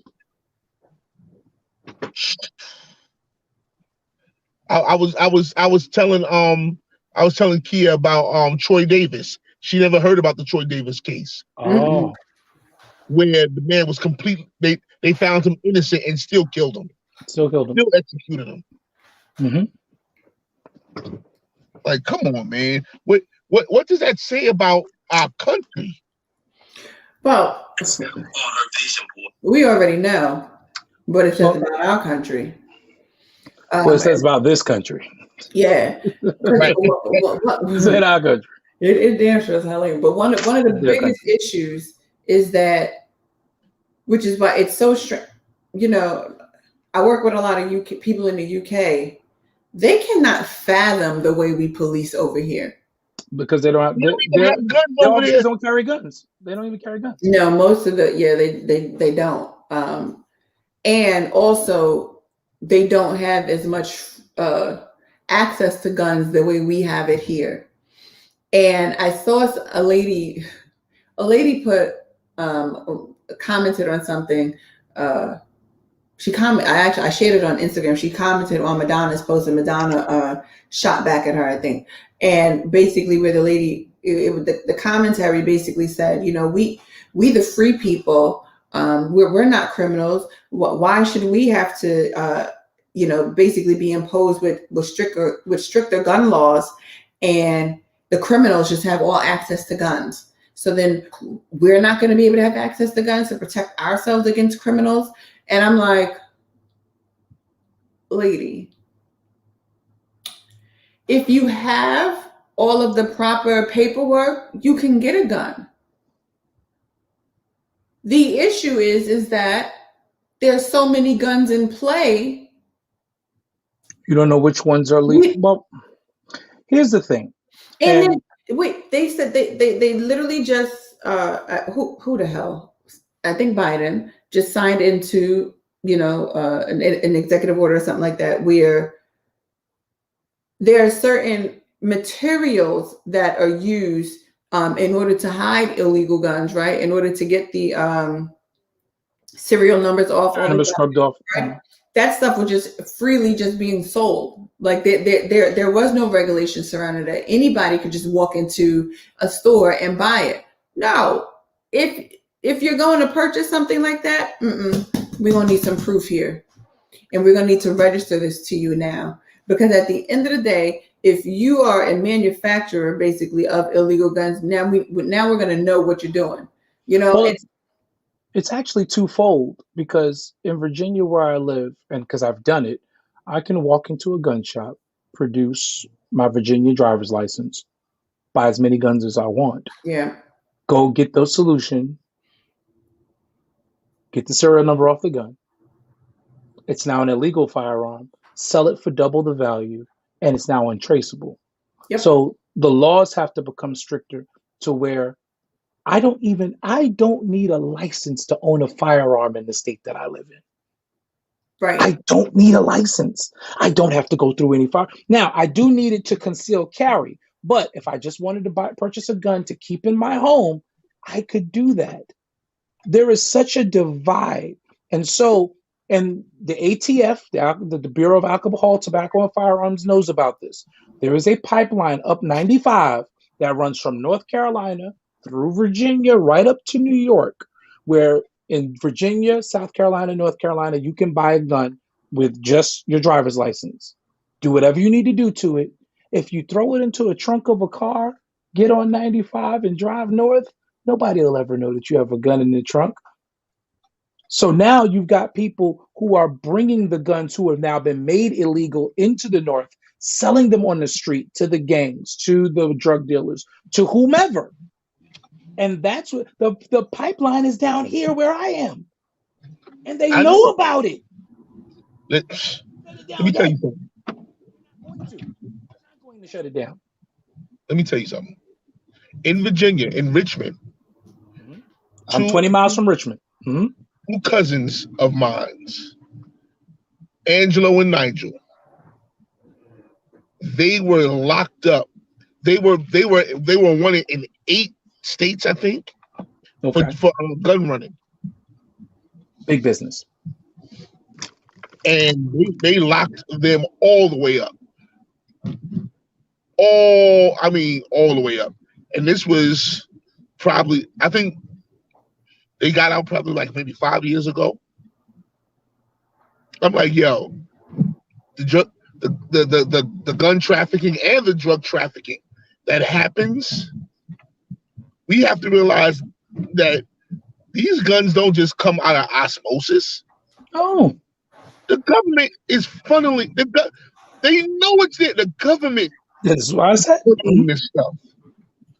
And they know about the iron pipeline. That's what they call it. It's their phrase. That is a government phrase. The FBI uses that phrase, calling it the iron pipeline, the pipeline between North Carolina and New York that runs up 95, gun runners up and down 95. They know about it and have done nothing to stop it. And again, stopping it doesn't have anything to do with arresting everybody, but the laws in these states have to change so that it's not as easy to just get a firearm and do whatever the heck you want to do with it down south. New York has the strictest gun laws in the country, but there are more illegal firearms in the city of New York than anywhere in the country. How is that even possible? Yep. States around you don't have strict gun laws because their gun laws aren't strict. If I get my hands on the right person who knows how to run that pipeline, I can sell as many guns in New York as I want. Yeah, and I think you said something key there when you said, and the remedy basically is not to just lock everybody up. The remedy is to change laws and not make it as accessible. And I think we've been going about, which is where police reform comes into play, because I believe we've been going about it the wrong way. We've been lock them up. They're criminals. Lock them up. No, let's make it not easily accessible. You're trying to treat the symptoms without dealing with the disease. Yeah. But you know what? This is a catch-22 as well, because they change the law. If they change the laws on the way guns are purchased, then you're looking at a situation where people are afraid of the government just coming in and doing whatever they want, carte blanche, without them being able to fight back. I think that, I mean, let's just be real. Part of the issue is that we have a warped sense of what the hell democracy really is. So because we have a warped sense of democracy, in our mind, we think that democracy means the government literally like has no control. Democracy is a lie. This is a republic. It's not a democracy. Thank you. So democracy is a lie. And it is, because it's a false concept. Mm-hmm. It's a false concept that we have fallen under, which is why, hence, you got the people that stormed the Capitol, right? No, we're taking our democracy back. Because it's democracy, right? You know, because a democracy literally does work for the people. We have not, this country was not built for the people. Was not. Period. I mean, anybody that studies, there's probably tons, hell y'all study history, but y'all don't be wanting to study history. Y'all don't know what the hell y'all be looking at, but y'all don't study history. But we have lived under a false sense of democracy, which is we have been living under a republic forever.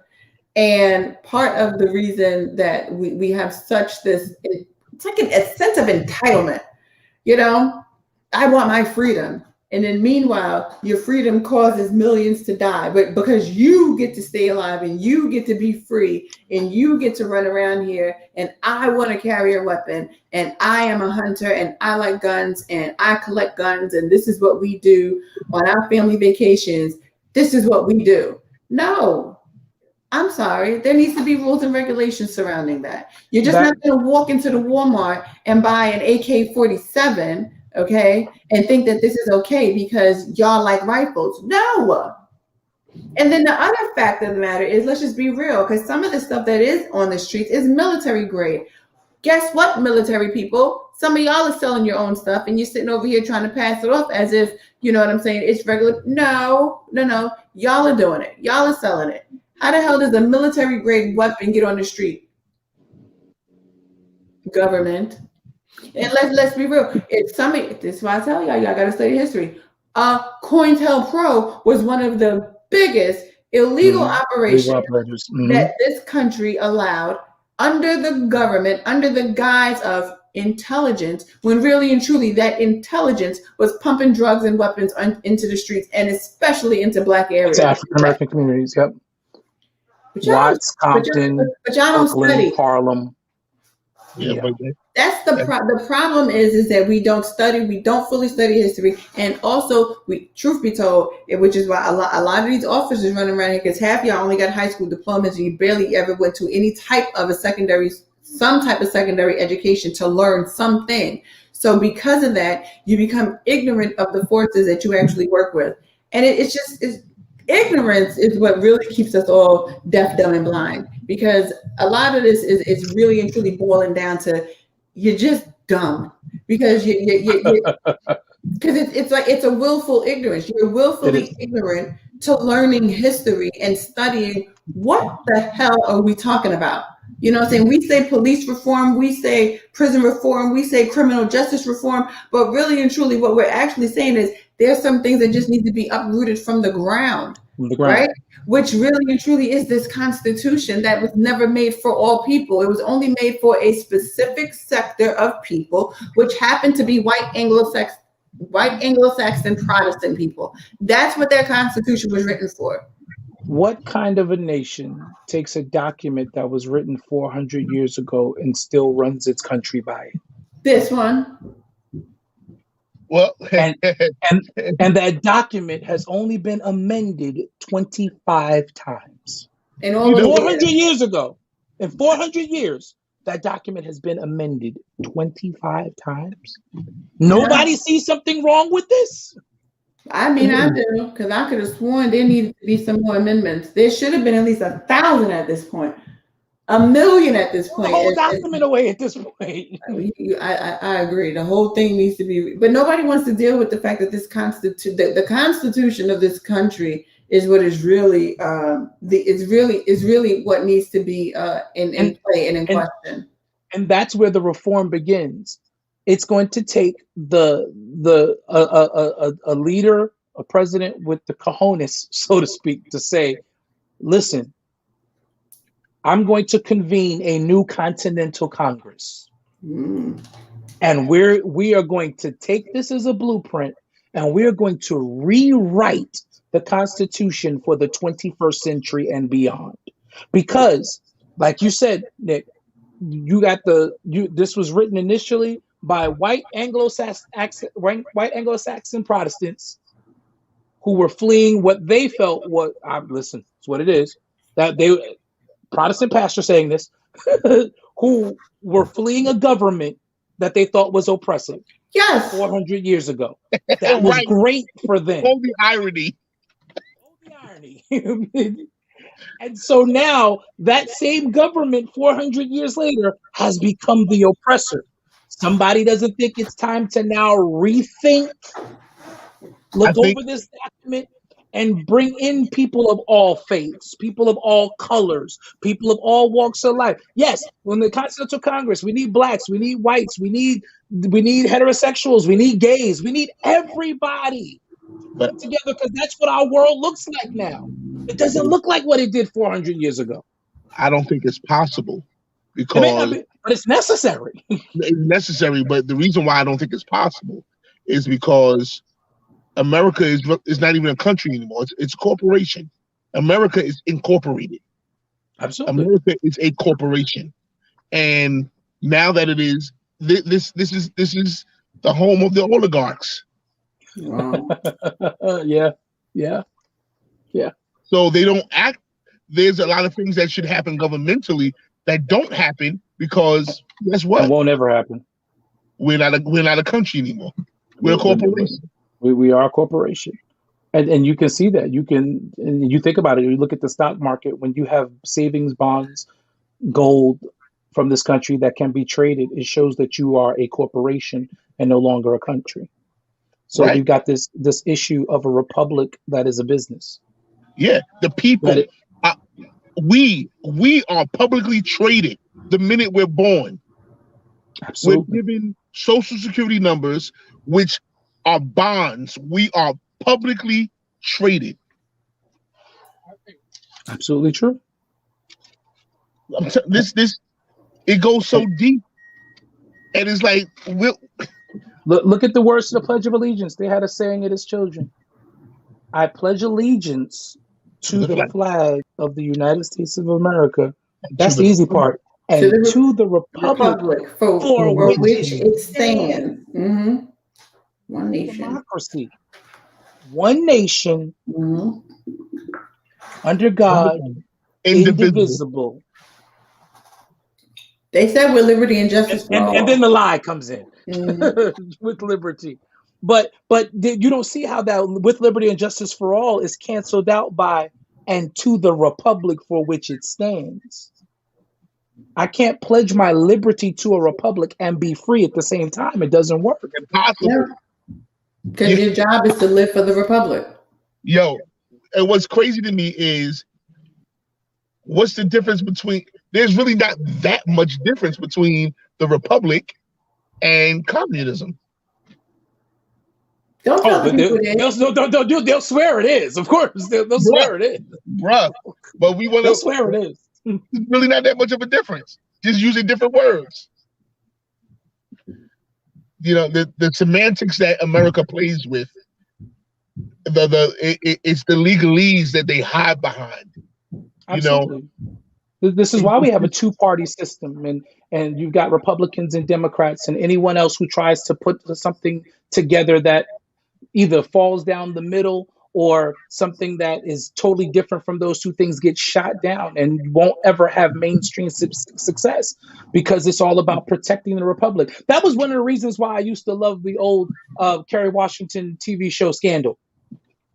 because listening to the way that show was written, somebody's got some inklings to what's going on in the White House, because this is how they really talk. Everything was always about protecting the Republic.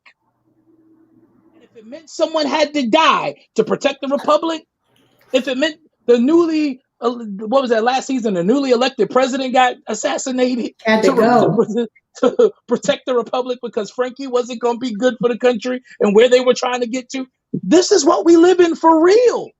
I said there gotta be rhymes right there, Joe. I said there gotta be a B613 somewhere. B613. You can't convince me there's not. It may not be called B613, but it exists. You can't convince me that it doesn't. And I'm telling y'all right now, I don't give a damn what y'all say. Don't come knocking on my door. I'm not going.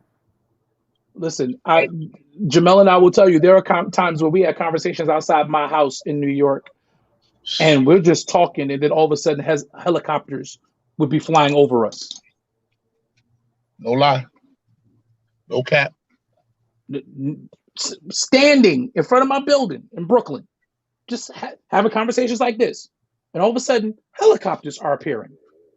Now, don't get me wrong, I lived in East New York, so but there was no crime happening. There's nothing crazy going on. But all of a sudden, there are helicopters. Or we'll be on the phone and the conversation will shift to this, and all of a sudden the call is disconnected. I got full bars, he got full bars. No reason for that call to be disconnected. Call disconnected. Yep. And I'm not a conspiracy theorist, not by a long shot. Not at all. But I don't play with them boys. I don't care what nobody say. But it's true. There is something to be said about this republic. And so when we still an enemy of the state. Oh yeah. Okay. Some of this stuff is based on, I don't care what reality. There is a level of truth in everything that we see and everything that we hear. And even with these TV shows, even with these movies, you can't just ignore it. Listen, a former president talked about it.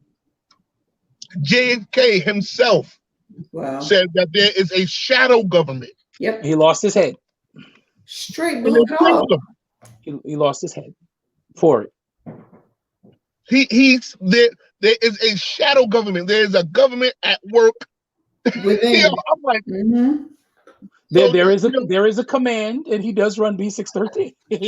And that's why I'm like, when people talk about conspiracy, Daddy Pope is running B613. Listen, Papa Pope is here. Papa Pope is running B613. What was his line? You don't take command, command takes you. Man, listen. That thing was so powerful. First time he said it, I was like, oh, I just grabbed my head because the depth of that statement was so powerful and true. You understand? Understand? And here we are. And this is, and I think I keep bringing it back to police reform, but I'm just like, because we want it, but the question is how bad. Because and that was going to be my next question. Can we ever really truly achieve the reforms that we know are necessary when the corruption goes so deep? Everything is intertwined. I think like how Jamel said earlier, some of this we're gonna need to be willing to die for. Are you going to be willing to die for the change that you really and truly want? Because that's why I said at the beginning, a generation is going to have to die and be willing to do so in order to get this change. And, it's different and difficult for us, those of us who have children, and, have legacies that we want to try to protect. But, at the same time, some of us are going to have to make the decision. Are we really, really willing to put our lives on the line? Jamel says controversial stuff every day. I don't say it as much. I don't say it as much, but I try to say mine to the right people, so to speak. I get in circles. We had a meeting a few months ago with the NAN leaders with Senator Schumer, and I said some things in that meeting like, what y'all gonna do about this? And this is before the election. I'm like, you're about to become the Senate Majority Leader. This is what we need. This is what has to happen. And I don't need you coming to pander to us. It's not what we need at this point. We need somebody who now, knowing you're going to be the Senate Majority Leader after Biden gets elected, we need you to go in and begin to do the things that are necessary. This is why you saw marijuana get passed so quickly in New York. I'm gonna pull the wool back for a second. We fought for that in that meeting. Yes, I fought for it too. That says Bishop in front of my name, but I fought for it too. Because I understand the importance of it just from a standpoint of how it affects the inner city communities and how the legalization of marijuana is going to pull some of these issues out of our community. I'm for that. That's what I'm for. It needs to be. It needed to be decriminalized. It had to be. So my next question in our next meeting, because we got another one coming up, is okay. So now that it's passed, what are you going to do with the low-level offenders that have been locked up? I need to see all of them get free. But I already, they're not going to do that because they're going to say that those offenders were arrested before that was a law. Yeah, they predated that law. And but at least you got to look. You have to at least look at their for a reduction of their sentence in some way, because I don't think. Yes, it was before that, but at the same time, if it was a crime then, but if you decriminalized it, then to a degree you do have to go back and kind of right some of the wrongs. So maybe the answer to that is now taking it and saying, okay, based upon this, if it was less than this amount, we can look at that case again. Because right now, it doesn't matter what the size was, you got locked up, period. No doubt. It doesn't matter if you had an ounce or if you just had a dime bag, you got locked up. Or for those who maybe had those misdemeanor offenses, maybe expunging their records. Mm-hmm.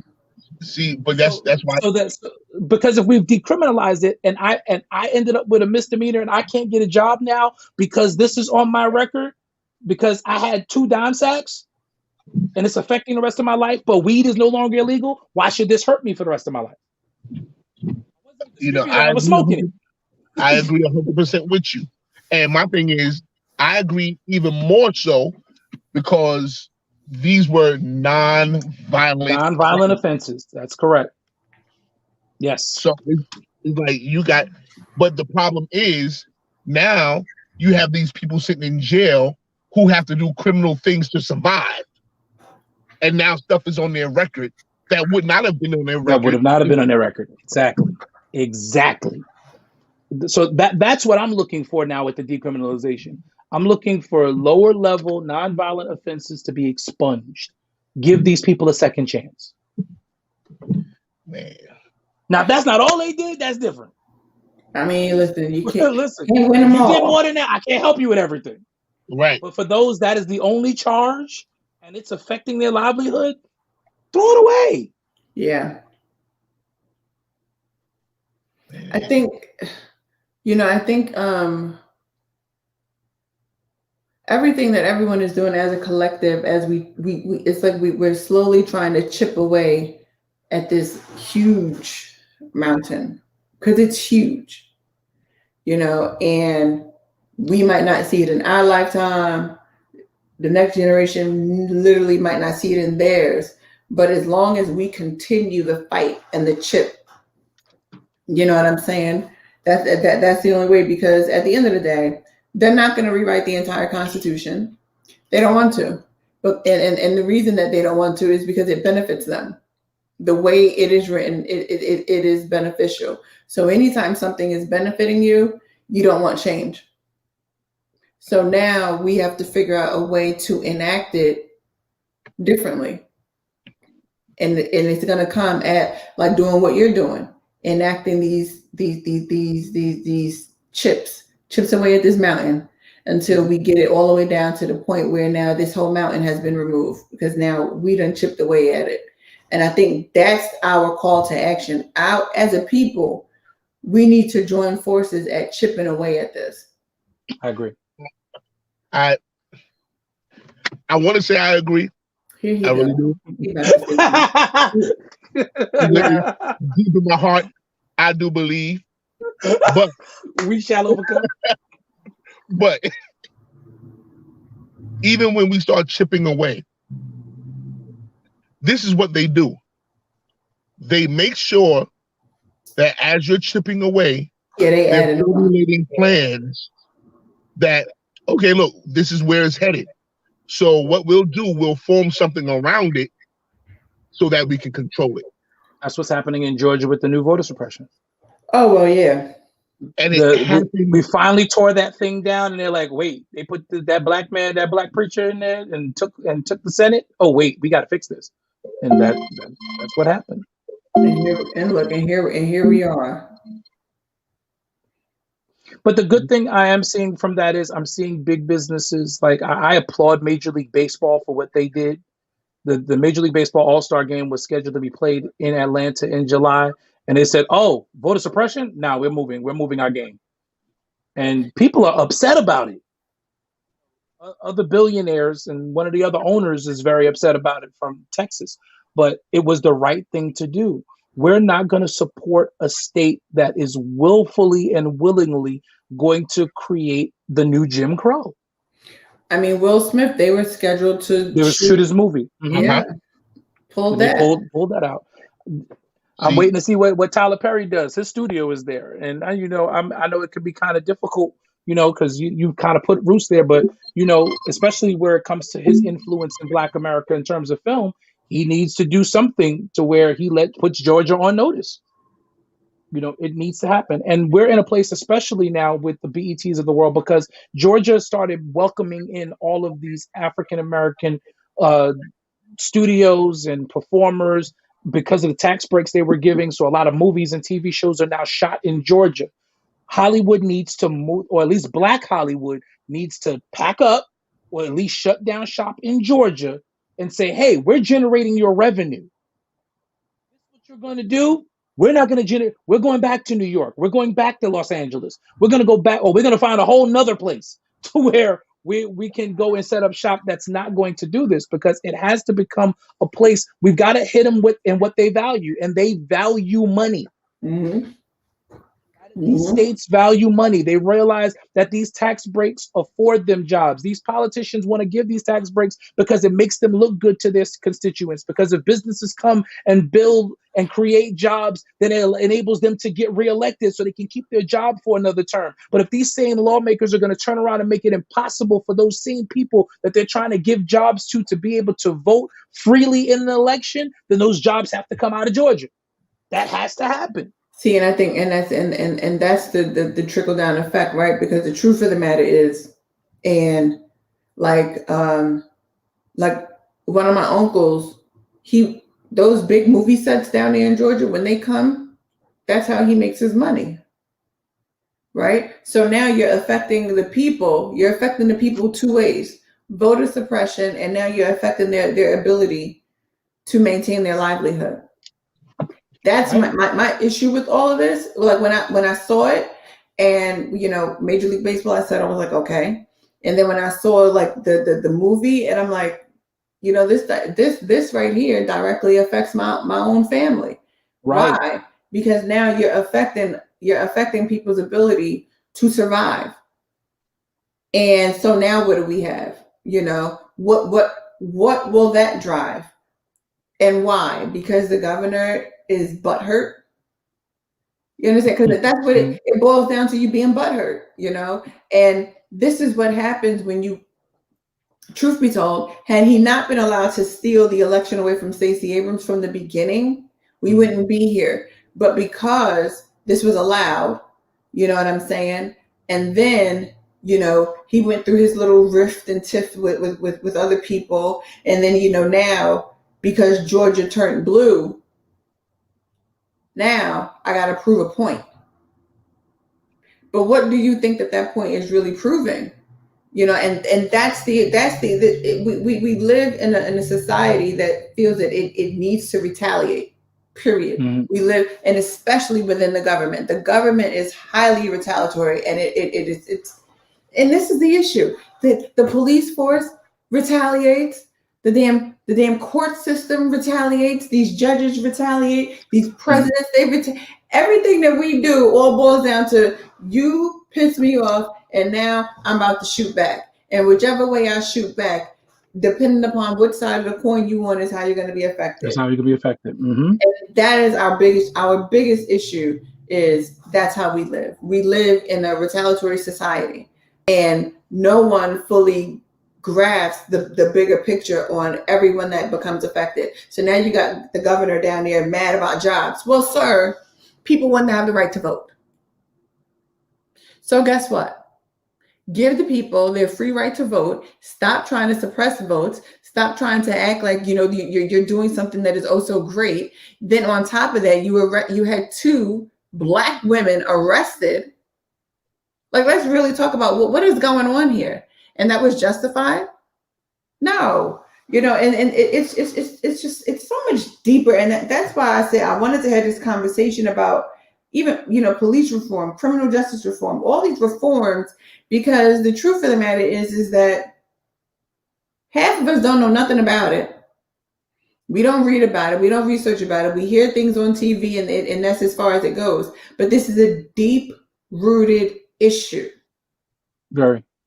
Okay? We literally, we have issues. It's issues within our own personal communities, and it goes all the way up to the actual laws and the legislation that runs this country.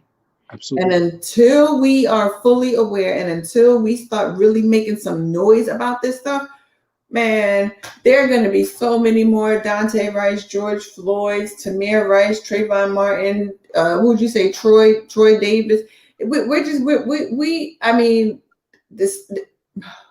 The exonerated 5, back when I was younger, we had the Gen 6. Anybody remember the Gen 6? Yeah, like we had so many, countless names. Oh. Jasper, Texas.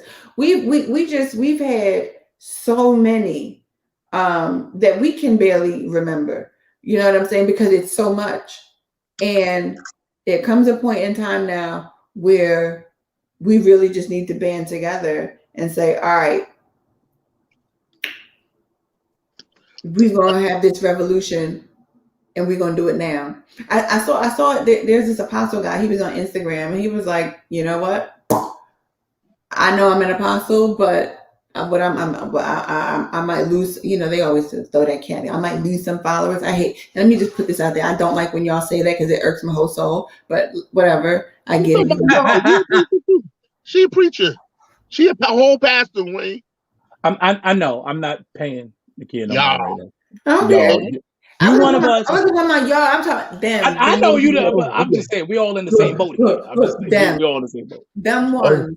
I know they're gonna lose me some followers. Shut up. Who cares? Just say what you're gonna say. However, what he said was because they're trying to mitigate that, but that's a conversation for another day. Why preachers say what they say? But anyway, yeah. But what he said was he was like, y'all need to riot. At this point, you got to hit them where it hurts. Now, my whole thing is we need to be strategic with that level of rioting, right?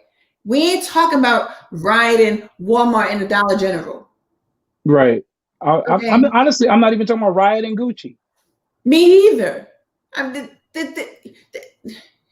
Hence my point in saying it irked me because it's like, no, there's strategies to this. This is not, we're not talking about burning down your own neighborhood.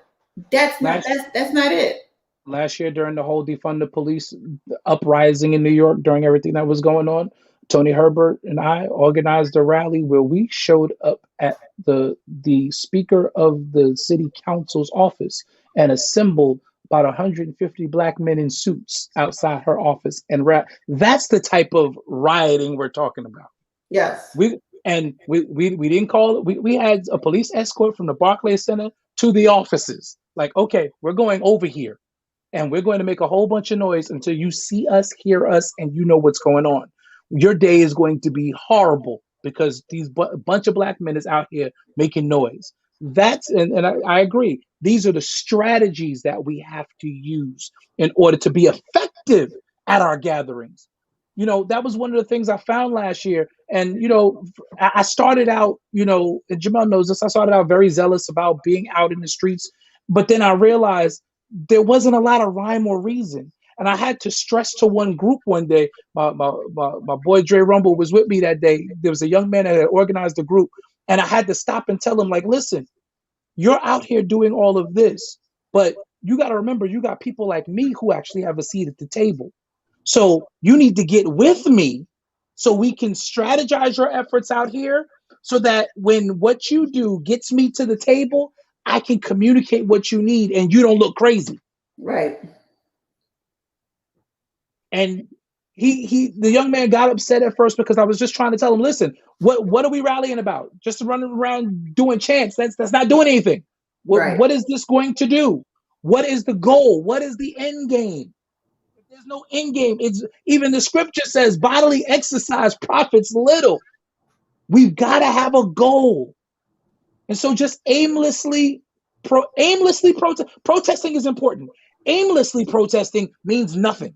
Right. Well, allow me to say this. I'm over the protests. I'm over all of that. And I'm understanding now that reform in this country will always be hindered. What we have to learn is how to work the rules like they work the rules. What we have to learn now is financial literacy, get our money up. Mm-hmm. When we get our money up, then they're gonna really listen. We have to somehow start investing in our own communities again. When we become valuable as a commodity, Mm-hmm. Absolutely. they'll change. They don't see any value in us because the money that they make from us is from Jordans, PlayStation 5s. That's the money they make from us. Mm-hmm. But when they Gucci. start seeing us in the stock market wreaking havoc, My favorite place. Oh, you saw what happened with GameStop 2 months ago. Oh yeah, Man, they started getting in there trying to change all the rules. Like, wait, it's too many niggas in here getting money. What's happening? Yeah. they started trying to change the rules. When they see us in real estate, that's when things will change. We have to have a bigger imprint in things that matter. Right, we do. All of us have become landowners, and I'll never forget. And Jamel will remember this. One of the goals of our late great spiritual father, Archbishop Roy Brown, was he wanted to create a credit union. And it didn't get off the ground because people just wouldn't get behind the idea of a Black-owned bank. Why not? Because There's a whole church out in California. They Black church. They have a credit union. Right. Archbishop Brown wanted to do that here. Well, not here because I'm in Virginia, but he wanted to do it there in New York. He wanted to do it back then. We're talking about in the 80s, though. We're talking about in the 80s when, there weren't, other than Carver, there wasn't nobody out here for Black people. And What? Because they like Apple Bank. I'm just joking. No, Pilgrim Christian Academy should have been the premier African American public schools, private school system, but it wouldn't sustain because you had people that started pulling their kids out of the Pilgrim Christian Academy, sending them to public schools. But the education at Pilgrim Christian Academy was better than any public school that was out there. It's the mindset to the people. It is, and a lot of those people are church folks. Mm-hmm. I wasn't going to say. And now the conversation has shifted. I wasn't going to say they swear I don't like the church. I'm like, that ain't it. It's just we need to clean it up. We need to become something again. Because right now, this is utter nonsense. Utter nonsense. And my thing is, when you see churches like Bishop Daniels out there, even though he lost the Kojic election, look and see what he's done in his area. Schools, housing, businesses. That's what it's supposed to be. Wow, that's what the church is supposed to be. You got these clowns running around, just doing all sorts of stuff. And I'm like, at some point, you have to think more than just about your pockets.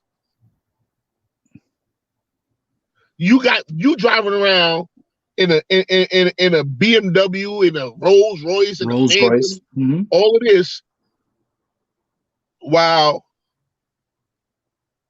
instead of taking some money and investing it in businesses where you can hire people from the community. Mm-hmm. From the community, from your congregation. One of the Bishop Mitchell Taylor does that. Yes, he does. He does a great job out there in Flushing, Long Island City area. Yeah. And my thing with him was he did it so well, he was willing to fight for it. Because I remember when one of the workers got into his face and he went straight up on, just started punching niggas in the face. He did, though. There's video of that out there. Actually, there's real life video of that. Yeah, he could show more restraint, but that's a pastor I would follow, because you're really about bringing jobs to our community, and you won't let them do it. You'll even risk bodily harm and arrest to make sure that this community has jobs. Mm-hmm. That's imperative. Just building churches, because I don't understand this whole move. There's this whole movement that we just need more churches. We don't need another church. Who started that movement? The people. Don't need another church. I mean, the churches, listen, church membership is down so far to where, and this is across the board, not just churches, but mosques, synagogues as well, are at less than 50% membership on average across the country. Yeah, I saw that. People are moving away from this thing, as we know it in terms of brick and mortar. So putting up another church building is not helping anybody. My church, yes, we still have in-person services, but I'm a businessman. So I got other churches that come in that do their virtual stuff, and they pay me to do it. It's a business. We got to do what's necessary to make sure that things are taken care of. And then with those resources, I'm able to do other things for my community. Mm-hmm. Because it doesn't make sense to buy another building that seats 10,000 people, 20,000 people. No knock on nobody that's doing it, but all of these churches who are changing the aesthetics on the inside and adding screens and cutting off the lights. I'm not against it, but please don't get me wrong. I don't care. No. If that's how you choose. I don't care. If you want to have a more theatrical looking set, that's cool. I'm not mad at it. But what I'm talking about is the amount of expense that churches are putting into doing that, thinking that that's what's going to draw people back. That's foolish. When all they got to do is show the community we care, we stand beside you, we stand with you. Like, I'm going to say this, and this has Bishop Loadholt is not in this at all. This is all me. This is all me. Disclaimer. He's disclaiming it because I just got consecrated 3 weeks ago. He's trying not to get me defrocked. I appreciate you, brother. But if I agree, I'm just going to agree. You know I don't care. Go ahead. But let me say this before you say this. Another disclaimer. This ain't got nothing to do with Bishop Loadholt. I wish y'all would defrock him and y'all ain't defrock Fatty. That's all I'm going to say. Go ahead. You know, the funny thing is 6 degrees of separation. I was on a revival a couple of weeks ago, and he was the preacher the night before I was. But that's it. Go ahead. That was a lie. Oh, devil living. Again, well, I don't know what happened the night before, but we had a great time the night I went. But go ahead. I don't know what happened. We had one major significant march. You had another pastor that was over on Jamaica Avenue, and he did what he did. Oh, I already know. Yeah. Out of those two things, the church's presence was almost non-existent. But you want people to keep watching. You want people to keep, we got to praise the Lord. Nah, nigga, you got to serve your community. That's how you praise the Lord. That you go into your community. It's the nigga for me. And you help these people come to a better self-awareness about themselves and who God is in them.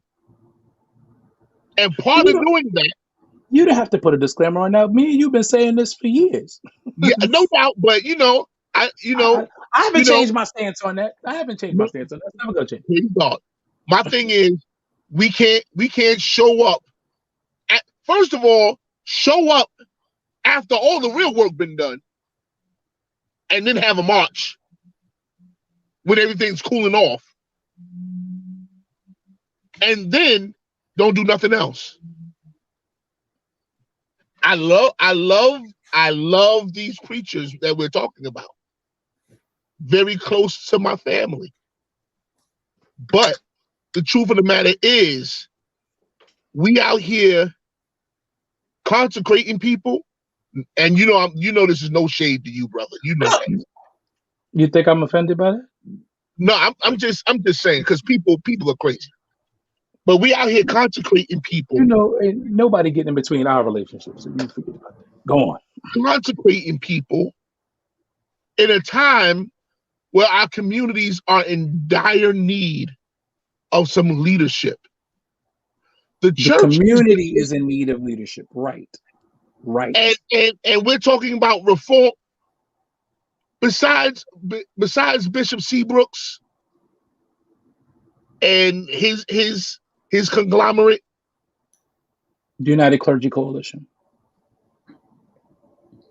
I can't even think of another religious organization, of which I'm a proud part of as well, though. But go ahead. Yeah, but even with that, but it's so unknown to anybody else. Well, being on the inner workings of that, I can even speak to that because the word was put out because I was there in the inception of it. And I was one of the ones who was trying to help carry it because I believed in what Bishop Seabrooks and those who are a part of the leadership of that are trying to do. And we're putting it out. Hey, Wednesday, 4:00, we got a meeting. Need everybody to come together. We're trying to pull all the churches together so we can do some stuff in our communities. We're going to do some stuff, but we want everybody to be a part. Clarion call goes out. 12 pastors show up. Right. 12 pastors show up. Right. And then you put it out to the preachers in our generation.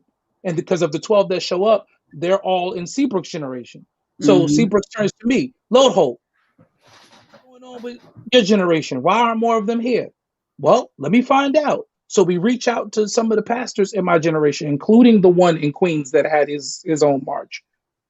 And the consensus is they feel disrespected by the previous generation. Okay, I get it. There has been a divide. I'm not even going to speak to that. But this ain't about that right now. Right. Wrong time. This ain't about that right now. And maybe if you come and join, maybe we can get together because we're trying to do something that's going to affect the entire city of New York. We need all of you on board because while these older gentlemen have the know-how, we have the influence. Mm-hmm. If we put out the word to our congregations, they're going to get behind it.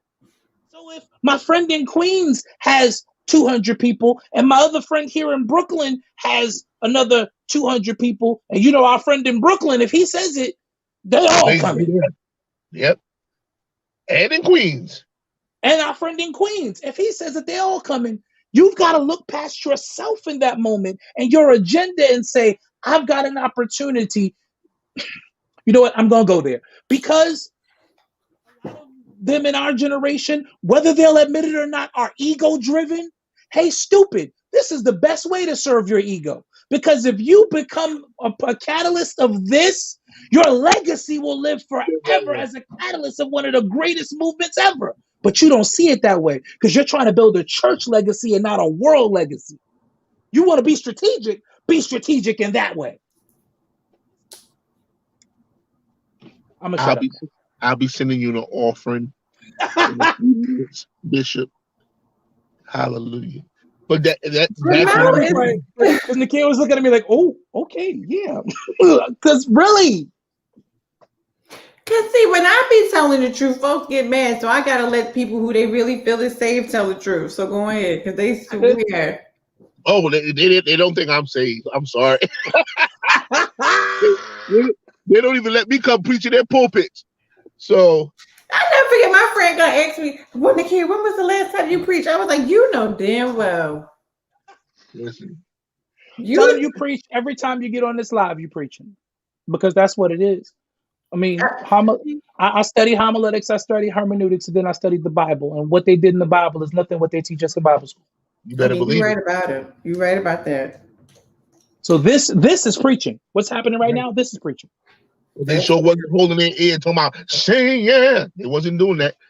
This is heralding of the day of the Lord.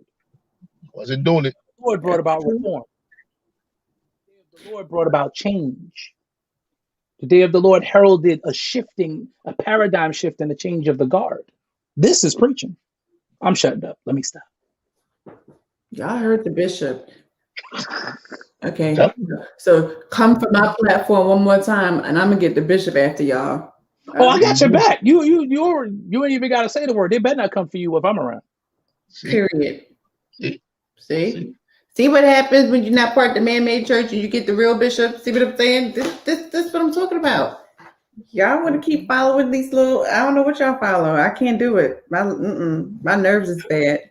But that it was a golden opportunity for them to be able to be a part of something that would have cemented their legacy for generations to come. They missed it because they were trapped in the box of their own minds. And sometimes we can become moguls unto ourselves, and we think that our little I'll take it there and make it spiritual. You're getting excited over the 200 you got when God is trying to give you 2 million. That's the truth. You know, I said this a few ago, and a lot of people were scared to tell me publicly I was right. They were calling me and inboxing me saying, "You so right." Well, I must have missed that post. What'd you say? So I can say it publicly that you're right. I said everybody's so gung ho about being pastors, prophets, bishops, apostles, archbishops, cardinals, popes. Hopes. You know, everybody's so hot about that. And I'm like, that's a demotion. Jesus said, "Know ye not that you are gods." David said, "Know ye not that you are gods." So we'll neglect our godhood to be an apostle, to be a bishop, to be a prophet to 100 people. To 50, not even 100, because in the average church in New York is about 35, 40 people. 35 to 50 is the last number that I checked on. Because, I study demographics. So that's the business major that I was in school. It's 35 to 50. So here, you'll forfeit that nature in order to be that. And then when you die, you have caused no major change, no major shift, because you settled. You settled to be what you perceived as a glorious position. When and you we're gonna have 3 days of funerals for you. 3 days of funerals. You know that's how they do for Bishop. Then we're gonna have 3 days of funerals for you. Oh yeah, right. And I'm like, that's why I respect Reverend Al Sharpton so much. Al Sharpton comes out of Church of God in Christ, a son of the Bishop F.D. Washington, one of the greatest preachers of any time. Yep. And he didn't take another church. Didn't take a church. Nope. He went into the community. A man now he pastors a huge church. Oh my God, he's a monster. Yeah. Went into the community and worked from a child until now. It has a bigger following than most bishops and pastors. And I'm like, Who's going to be the next Sharpton? Right. Who's going to be the next Farrakhan? There's nobody. And that's scary. This new group is not about serving people. They're about serving themselves. It's scary. And there are too many in our generation that are that way. And for us to really cause reform to happen, we all got to be on board. Right, for the change. Business sectors, all of us got to be on board. And that's why I say I didn't see reform happening. What I see is that we have to learn the rules of the game. Just like they know the rules, we got to know the rules. And get our money, our finances, our land, we have to get that up in those areas where it really matters, because that is when you open a black bank, get a few black banks going, see what's going to happen. That's why I respect T.I. and what's my fat boy name? Oh boy, or Killer Mike. Killer Mike, because they own it. They own it, buying whole towns, turning them into something. That's what you got to do. Mm-hmm. Y'all want to buy mega buildings? Buy a town. Small-minded. Small-minded. Stay in the building that you're in. Take some of those resources and invest. That's me and one of my friends. We were going to do that. We were going to do it. We were going to do it down in Baltimore. Buy a whole block. Yep. Because you got to start down there. But then their whole government got shut down because they were so damn corrupt and they couldn't process no paperwork. That's how bad it is. Listen, and I haven't said this publicly to anybody, but being down here in Virginia, I'm looking at what I can get. And I'm like, yeah, so there's about to be a takeover down here because I'm about to start buying up everything I can. But that's what it has to be. Especially down here where there's an explosion of building right now. Mm-hmm. So if I get with Ryan Holmes and buy a cul-de-sac where I own 4 of those properties in there, and they're starting at $250, and in 10 years they're all going to be $500,000 to $1 million a piece. That's what you've got to do. Mm-hmm. I'm gonna give a stock tip right now. Buy corporate cannabis. Yeah. Listen. I'm killing with that right now. And every state that goes legal, it goes up. Yes, the bishop owns stock in weed. Send me to hell. I don't care. Lord Bishop, the folk. I know the folks is going to be mad at me, but I don't care. I own stock in corporate cannabis. Me and Jamel started out on this journey a couple years ago, and I held my stock the entire time. And all the projections are coming true. That's the key to the people don't fully understand the stock market, which is irks my whole soul. I can't take ignorance in the market. The market is going to be volatile. It's going to go up and down, but you have to trust in the fact that whatever you just invested in is going to make it through that. But that's why you have to have a diversified portfolio. Yeah, because like I used to be very afraid of the market.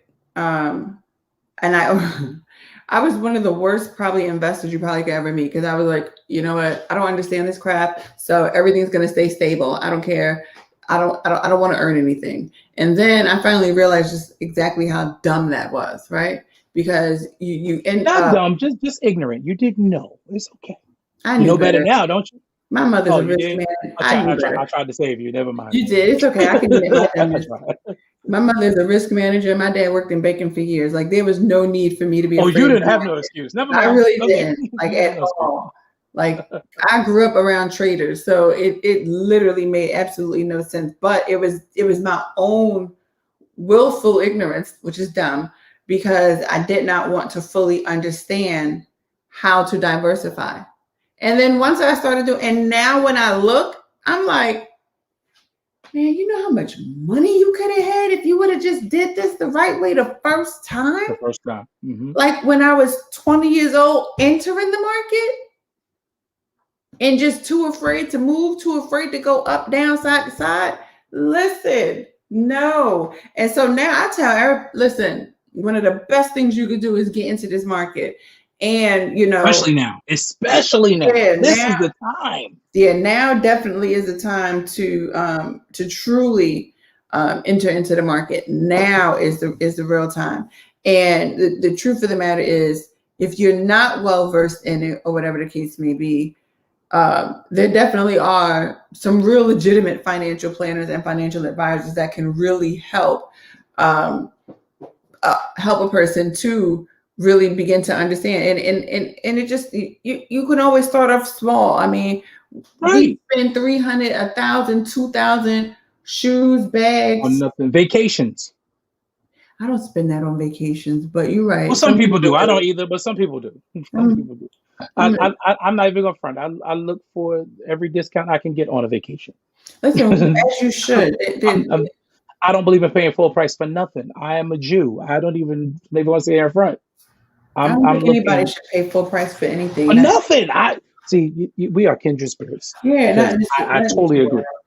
I don't believe in paying full price for jack. I'm against it.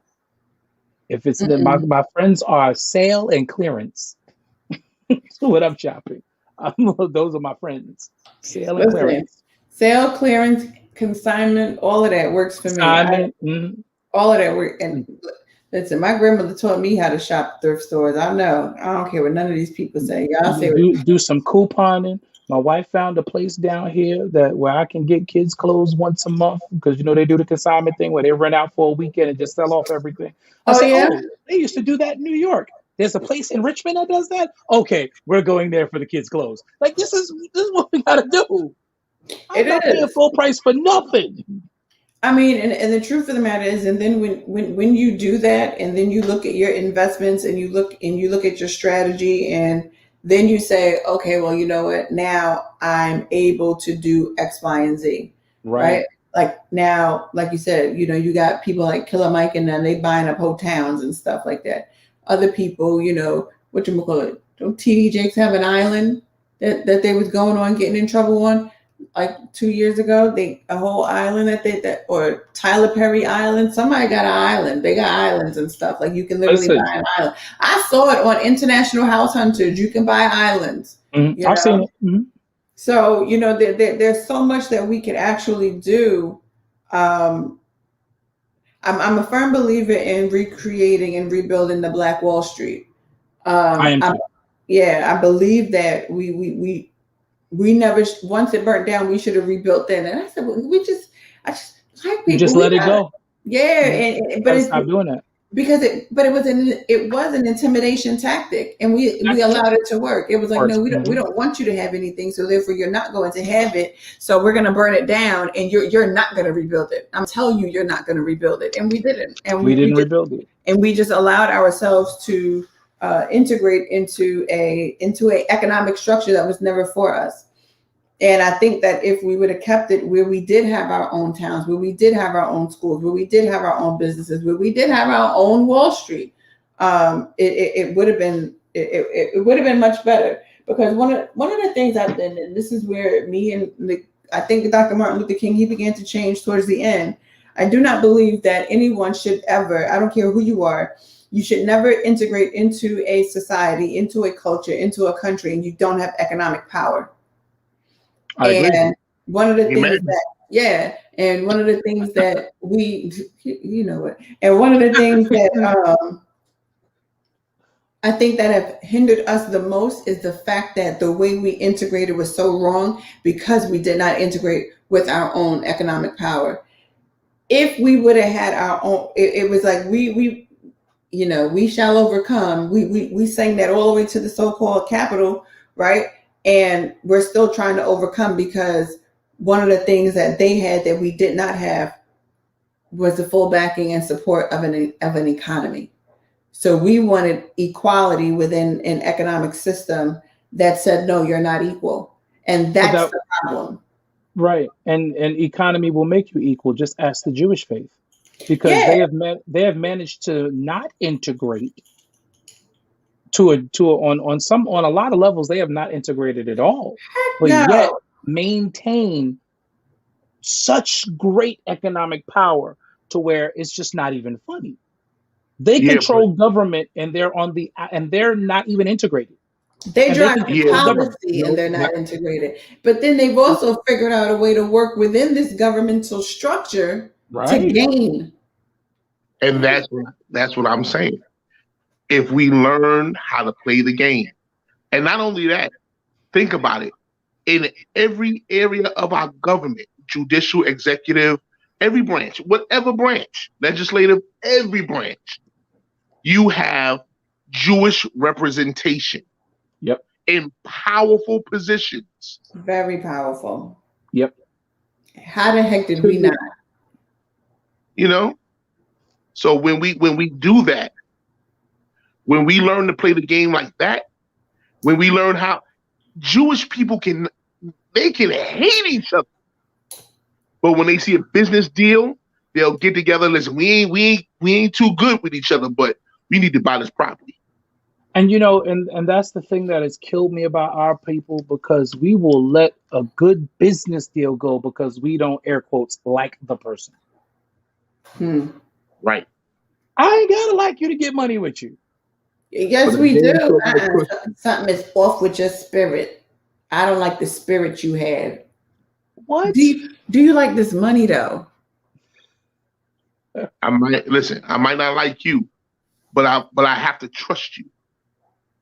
Can we That's get where, this back? And you know what? Even in the Arab community, that's what they do.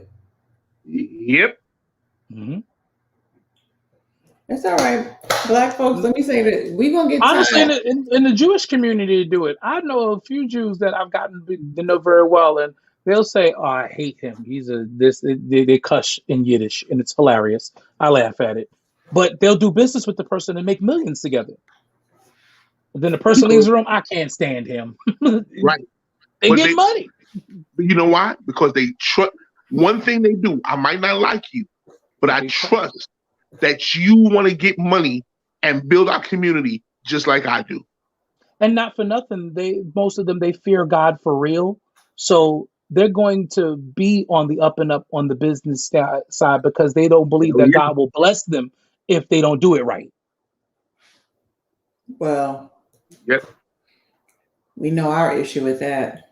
Yeah, but that's part of the problem, because we do have crooks that wear collars, I mean, you know. who you enter into something in good faith, and they're trying to beat you out of the deal. Dude, there's a room for all of us. No, it's not. This is the competition, and I need to get to the top before you. You know what? That's I'm gonna go and get. I won't put on my pastoral hat. You put on my pastoral. Oh wow, you still Come on. have it? You got to dust it off, because you ain't put it on in a minute. I know, but praise God. But in the scripture, where the scripture says in Malachi, "Will a man rob God? Yet ye have robbed me." Mm-hmm. That wasn't toward No, that that was to the scripture priest. wasn't to the people. That was to the priests. Yep. And these priests tell it to the people like they talking about, nah, homie, they ain't talking to the people. They talking to you. They talking to you. I mean, I've been trying to tell the people that for years, but I'm a heretic, so whatever. Hey, we all heretics. We all are one of another opinion. Just saying. I am paper Bible saved. I don't know what you're talking about. That's what I be trying to tell. I am paper. Listen, I am paper Bible saved. I be trying to tell the good people. I don't know what type of saving y'all did, but one thing I know is that You about to me pull it out? and my good paper Bible, okay, Yes, the paper Bible. it is In the wrapped case up, and everything, yes. In the case and everything, yes. That's okay, old school right there. with the But none real of them print. Okay, I don't play no games when it comes down to understanding this here word. But folk want to get mad at you, and you like, It's in the good book. We trying to tell the people. They just rather you be you're a heretic. Okay, well I can spell it. How about that? Can you spell it? How about that? Can you use it in a sentence? Okay, you know when you was younger and you said a word that your mother knew you could not spell. That was the first thing. Oh yeah, spell it. I'd be like, Mom, let me get that dictionary. Don't you ever? Then she would get me. Don't you ever use a word that you can't spell? I was like, man, huh? People wasn't raised with Lori. I was raised with her. More people need a Lori in their life. That hence the reason why I'm Paper Bible Say, because one of the things that my mother taught me as a child was question everything. Don't believe nothing people tell you out their mouth. Go back and search. Find it for yourself. Find it for yourself. And one of my biggest issues when I first entered into Christianity or the Black church, because I was raised Catholic. We didn't necessarily, I don't know what Bible we used in the good Catholic church. We didn't necessarily, read the full scripture. They just did their good homily for a good 20 minutes and that was it. Church was over and I was excited. But when I entered into the Black church and entered into all this Pentecostalism and stuff like that, one of the things that I did not do, I did not go back and search it. I believe what I was hearing until that one good day in 2010, and I said something to my cousin who was an apostle. I was like, oh no, because you got to try the spirit by the spirit, and he looked at me like I was crazy, and said, what the book say? He was like, where's that at in the Bible? I was like, I don't know, it's somewhere in them J's. It's in the J somewhere. One of them J's. Yeah. I was like, it's in one of them J's somewhere. It's in a John, James, one of them J's. It's up in there. I know it's there. He had his armor bearer go out to his car and get that Bible, and he was like, come here. And he took me straight to the scripture and he was like, I don't ever, from this day going forward, you are never to quote anything that this word does not say. What does it say? I said, it says that you are to test the spirit to be sure that it is of God. That's what you say. I said, that's what it says. Okay. And from that point on, I had to literally reprogram myself and to say, okay, you said that is there, but let me go back and let me search. Is it here? And I think that's that's why I tell people I'm a history buff. And one of the things that we have to start doing is researching everything. And we don't want to take the time. We don't want to take the necessary steps in order to do the research, but we have to. We can no longer be willfully dumb.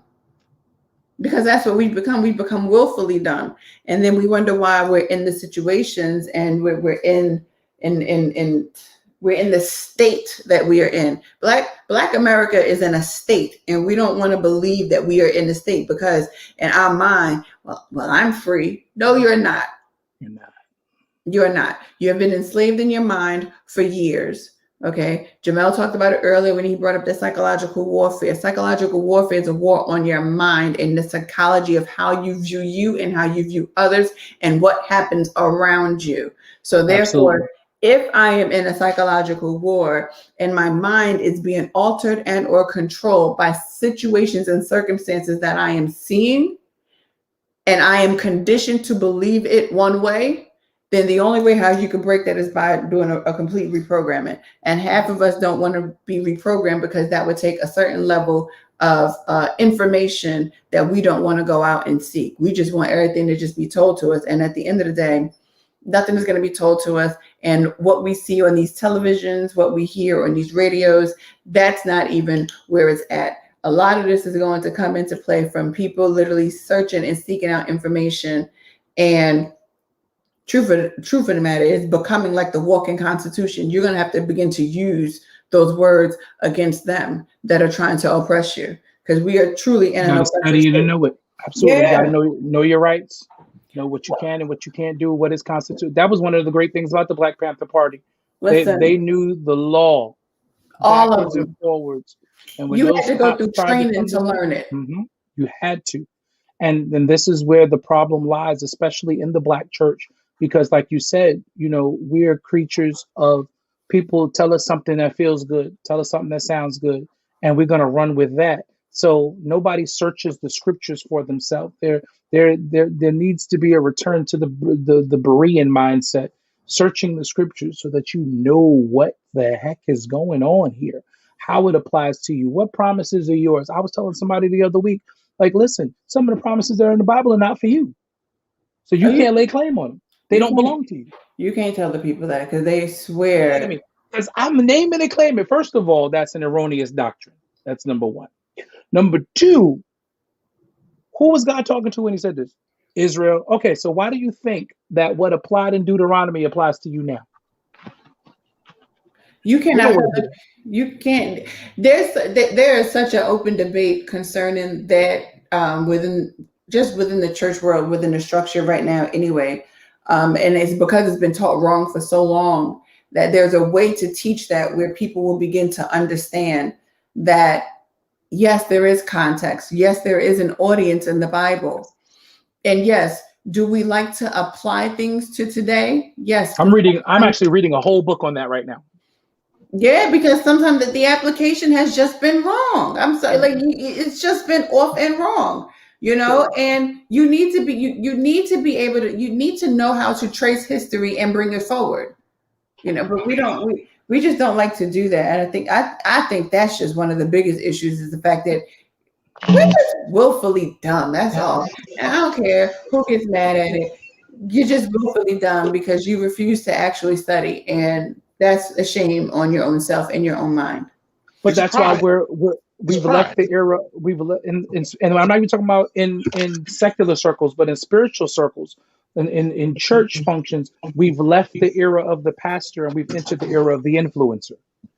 Well, everybody's a damn influencer and a freaking celebrity at this point. I'm so over it. Like but that's just it. That is now the goal of pastors to become influencers, and no longer to pastor people, but to influence them. So if I can take the sermon and make it into a meme, even if it's not spiritually correct, even if it's not if it's not contextually sound. If it sounds good, or I can take 15 seconds of my sermon and post it as a blurb or as a GIF, people are going to flock to that because we're in the era of influence rather than in the era of sound teaching.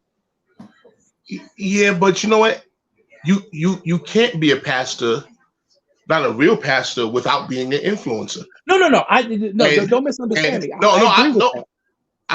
know. I trust me. Wait, you know how long I know you long enough. You don't tell. What people have to realize is that the level of pride has crippled us. Because when you're prideful, you can't see your own mistakes. Mm-hmm. So you have leaders who are blind. You have leaders who cannot see. They have no vision. You have leaders who, what the scriptures say, they have eyes and do not see. Do not see. Mm-hmm. So until we lift this pride off of ourselves, like you said, our generation missed a prime time spot to make things happen because of pride. Things could have went down in a much bigger fashion. We could have had more of an impact. Yeah. We didn't have the impact because you were prideful. We didn't have the impact because you were so caught up in your feelings. You were so caught up in how people would perceive you rather than how people already perceive themselves in the neighborhoods that we live in. These people are searching for hope. Part of that hope will come through you standing with them, supporting them, letting them know that we are here for you because we serve the community. Yep. Not only did the police stop protecting and serving, but the pastors have stopped protecting and serving. That's good. And the thing is, at least the police got sanctioned by the court. Our judge didn't sanction that. Sure damn. Our Supreme Court didn't sanction that. We went away on our own lusts, our own greed, and sanctioned stuff that has caused us to be in this position. This whole country, dare I say the whole world, it is literally ran first by religion. Yep. Mm-hmm. When you everything was birthed out of religion. Mm-hmm. But what happened is the reason and the purpose for the ecclesia, the church, the called out ones, the purpose was simply for us that when there was corruption, the elders would call it out and correct it. Right. Jamel, that was the purpose. Jamel ate his dinner and found his second win. Y'all see that? I just want y'all to know that. I just want y'all to know that. Jamel went to the store. Y'all saw him at the drive-thru. Everybody act like y'all don't see it, but I saw it. I saw it. I just wasn't going to say it. It's not my show. So you know what I'm saying? Jamel got a multitask. Jamel, I'm sitting over here drinking water over here, but it's okay. Jamel done went to that drive-thru and caught his second win. Go ahead. Listen, when I used to do my show and Jamel was my co-host, he would be in his car every week. Listen, he would do the whole show from the car. I'm like, sir. Listen. Got a multitask. And I think that has become the issue of the church. We have forgotten how to multitask. All we see is delusions of grandeur. All we see are positions, but we forget people. Now we have to really, that's people. Once we get back to serving the community like we should, once we get back to protecting the people like we should, if God says that I demand justice, how dare you go to church and just to shout? Where's the justice? And that's all the service is about. Oh, we sure did have church. No. Nah, nigga. Y'all ain't have church. You ain't calling nobody out. You didn't call out corruption. In fact, you're part of the corruption. Let's get it right. And people get mad with me because they feel like you're always talking about the church. I should be. I have to correct what I'm a part of. I have to. If I don't say nothing, then I look just like you. Sorry. Straight sorry. Sorry. We had church. The 7 last words. You remember I used to do 7 last words every year. I stopped that. You know why? Because y'all say it's the 7 last words, but y'all ain't got a word for today. Y'all saying the 7 last words, and y'all ain't got no beginning words to talk about reformation in the police department.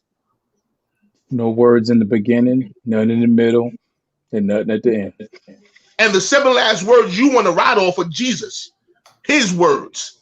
But then where are your words? Jesus did his work. Why ain't you doing yours? Jesus came and did what he was supposed to do. What about you? Well, I told you I hit at 8. Go ahead, Jamel. I'm like, yo, at some point, it has to happen. And my thing is, we talked about, Dwayne said how people have to die out. A generation has to die out. My thing is, God, if that has to be the case, let this generation die out before infecting the next one. Wow.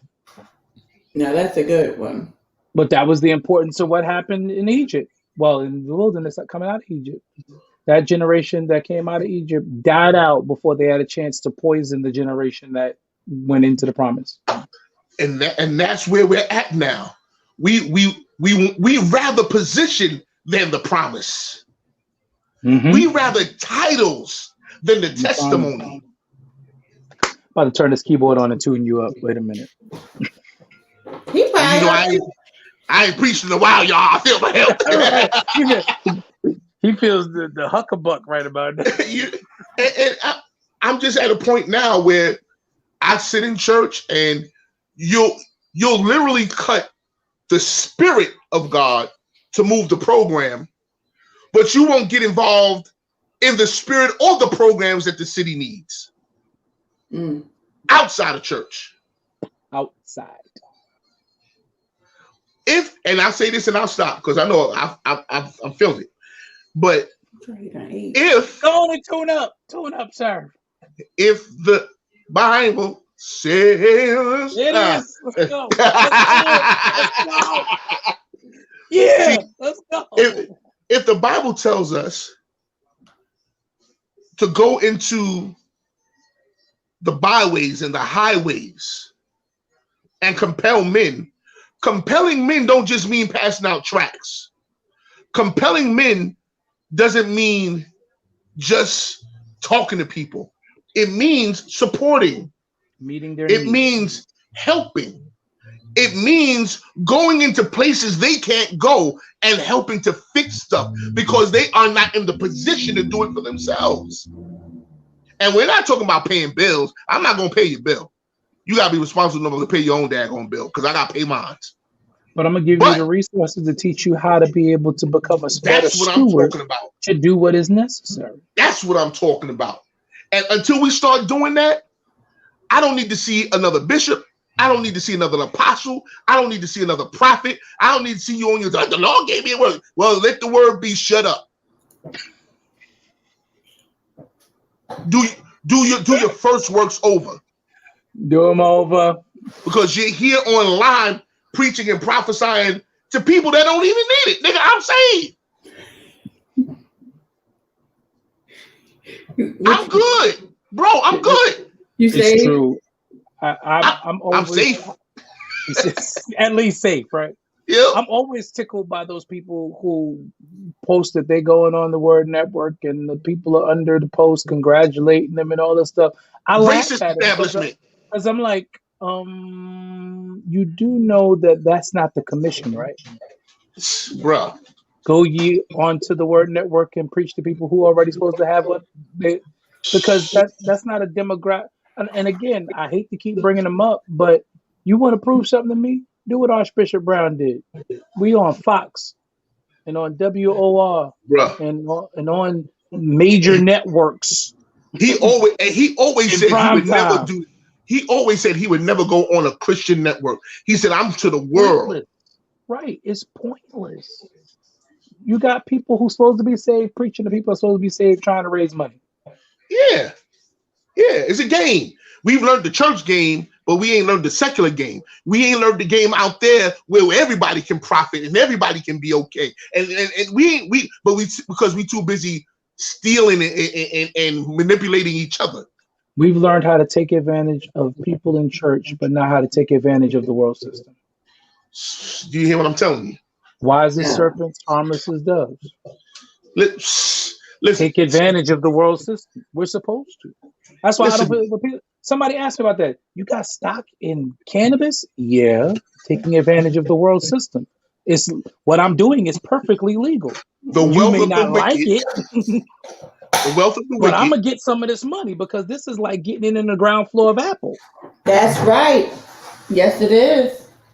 Wealth of the wicked is laid up for the righteous. So the problem is, all you do is hang out with the righteous. In 10 years, what I bought for $9 a share is going to be worth $900 a share. That's going to make me a millionaire. Do you not realize that? Of course, I'm going to do this. No. I just desire for real. I desire a for real move of God in the church, which will take him out the four walls.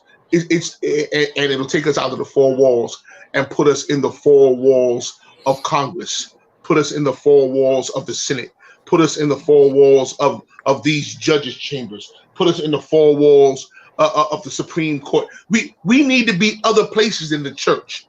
The church ain't the building. The church is us. We are the force. We are the move. We are the... Go on, bro. I'm sorry. No, you're right. Because I want to piggyback on that. This is why we have to encourage the next generation to go to school. We have to encourage them to go to law school. We have to encourage them to become doctors. We have to teach them how to manage money and how to gain wealth, because they are going to be in the position. It might be too late for some of us, not all of us, because some of us are still pursuing certain things. But if we can get a generation to then turn their attention toward becoming something outside of church, we make it seem like church, well, not us, not this group, but people in our subculture, because that's what the church is. People in our subculture have created this narrative that it's important to be something in church. I tell people all the time, I got 5-year-old twins, kid. I don't encourage them to do what daddy does. My daughter said to me a couple weeks ago, I want to be a pastor. I said, no, you don't. She's 5. I said, I want you to be a doctor. I want you to do things that transcend just this. But we have too many people that are trying to groom our children to be the next bishop, the next pastor, to be the next first lady even. Don't get me started on that. Because that is a goal now of some people. I don't know why. Don't you start. Don't you start. Because most first ladies ain't the only one. Sure ain't. And present company excluded, of course. And some who are or were wasn't good at it. But that's another story entirely. Sure wasn't. No, hold on. I won't wait. You got to have me back to have that conversation because they're going to really get mad at me about that. Say it again. You want me to say it again? I said, and some who were not good at it. I can't stand Jamel. I can't stand him. 2 sides to every coin, and people are gonna get mad at me. I don't care. They could pass this around, but I'm just gonna be very, very honest. Some people were in love with the position and not in love with the man. So he went to somebody else, not because he wanted to, but in some cases, your lack of being equipped for what God called him to pushed him there. But I said that's another show. You got to have me back to talk about that. It's not in every case. It's not. Please don't misunderstand me. It's not in every case. Some people are dogs. Some people are terrible. Some people are whoremongers. Absolutely. But there's blame on both sides of the aisle. We can't always talk about these whoremongering men, and we talk about these women who were ill-equipped for what they asked for. I agree. You were you wanted it. Ill-equipped for it. Be the pastor's wife. But you were ill-equipped to handle everything that it entails. Because it's not just about dressing up, putting on a hat, and looking cute and sitting in the first row. Says who? You got to deal with his insecurities. You got to deal with the moments where he feels inadequate. You got to be willing to share him with the world. You realize he ain't called to just you, right? And you know, or I look and the same way they're not equipped, you know, a lot of these pastors are. And lots of pastors on it. Like I said, there's blame on both sides. And the reason why I'm saying that is because there is one pastor that I definitely want to call out. I'm going to call his name. Oh, Jesus. Right. Bishop Waylon Hobbs. I'm so proud of him. Oh, okay. All right. And the reason why I'm proud of him is because being a bishop of Coney Island Cathedral, he still had sense enough to want to affect his community in the way he ran for mayor. And he became mayor out there in Hempstead. That's how you affect change. Yes. That's how it happens. Not in the four walls of your cathedral, but in the highways and the byways of your community. Mm-hmm. And I respect him so much for that. And not everybody can run for office because some people just got too much skeletons in their closet. That's true. That's very true. That's very true. But there are so many different ways to engage your community. Look at Reverend Bishop Johnny Ray Youngblood. How he took East New York. Yes. Didn't need no public office. He took East New York and revitalized. It was the murder capital of the country.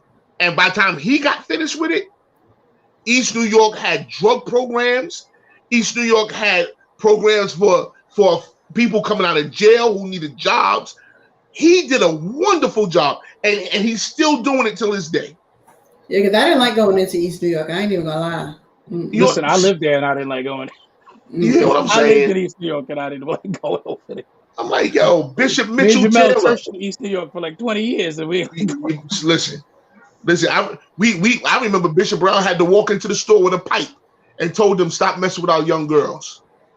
The people who own the store over there on Barbie Street. On Barbie Street, yep. I remember.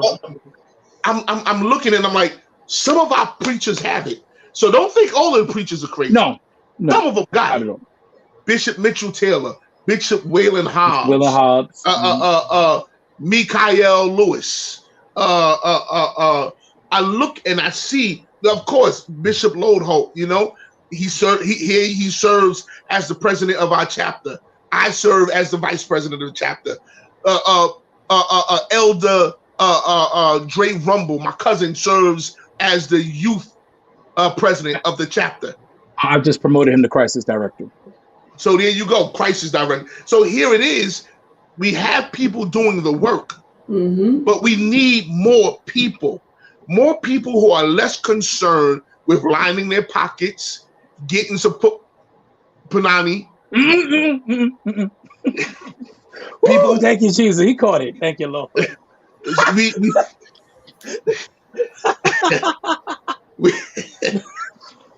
We need more people who are less concerned with that, less concerned with driving BMWs and Mercedes and docking me to death, and actually getting out there and doing some good for the community through work. Team up with there's so many people you can team up with. So many people. Teen Challenge. Oh my gosh. What's the one with they primarily deal with the HIV infected? Canva.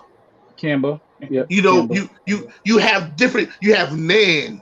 One of my friends is actually on here. I'm looking at a comment from my friend Dr. Lisa Herrera.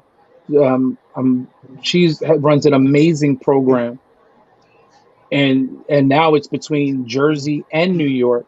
And she just said, people willing to share their resources to help who are doing the work. And that was one of the problems. Jamel was there when we worked with Dr. Herrera back before she was Dr. Herrera, before she got there. For those of you who are saved, we ask you to continue to pray for her. She did lose her husband about 6 weeks ago. And, that's been difficult. But I'm so grateful to see her stand and everything that she's doing to preserve his legacy, because he worked with her. Like, there are people out there. You just have to find the churches would partner with these people and with these groups. But what's her program? Get things done. Well, her program, she has a number. It's an arts program, athletic program out there. I know in Jersey, because I know you're in Jersey, Kia, right? She's in. Lisa, put it in the comments. Well, I can't think right now. I was just out there with you. I just drove you home. Lisa, I can't even think about where you live right now. She's in Jersey in Rahway. She's in Rahway. Oh, in Rahway. Okay. She's in Rahway. That's not too far from you. The group is called Soul Fam United. She just put it into the comments. Yeah, actually, Nakia, you and Lisa should connect since you're both in Jersey. And there could be great things that get done. Rahway, South Amboy.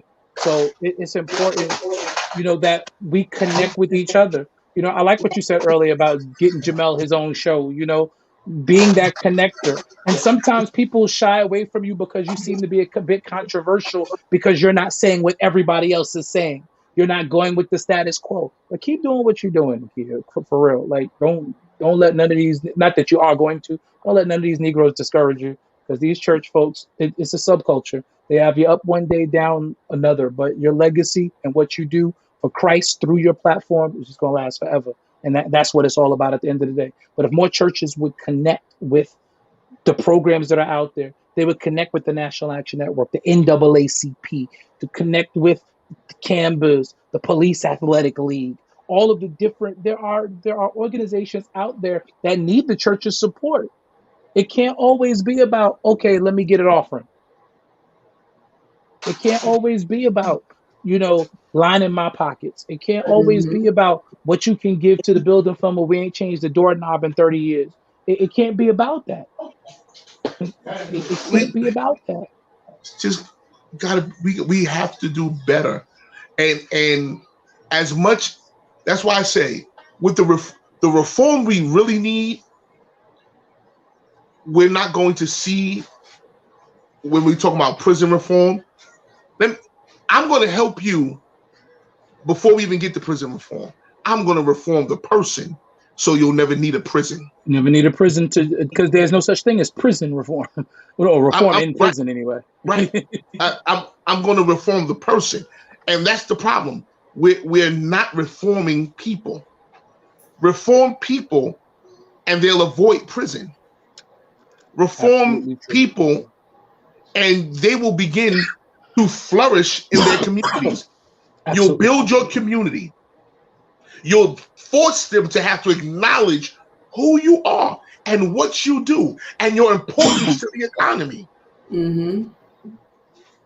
If we would just boycott for 3 days and say we're not going to buy nothing, we would cripple the economy and show them just how much power we really have.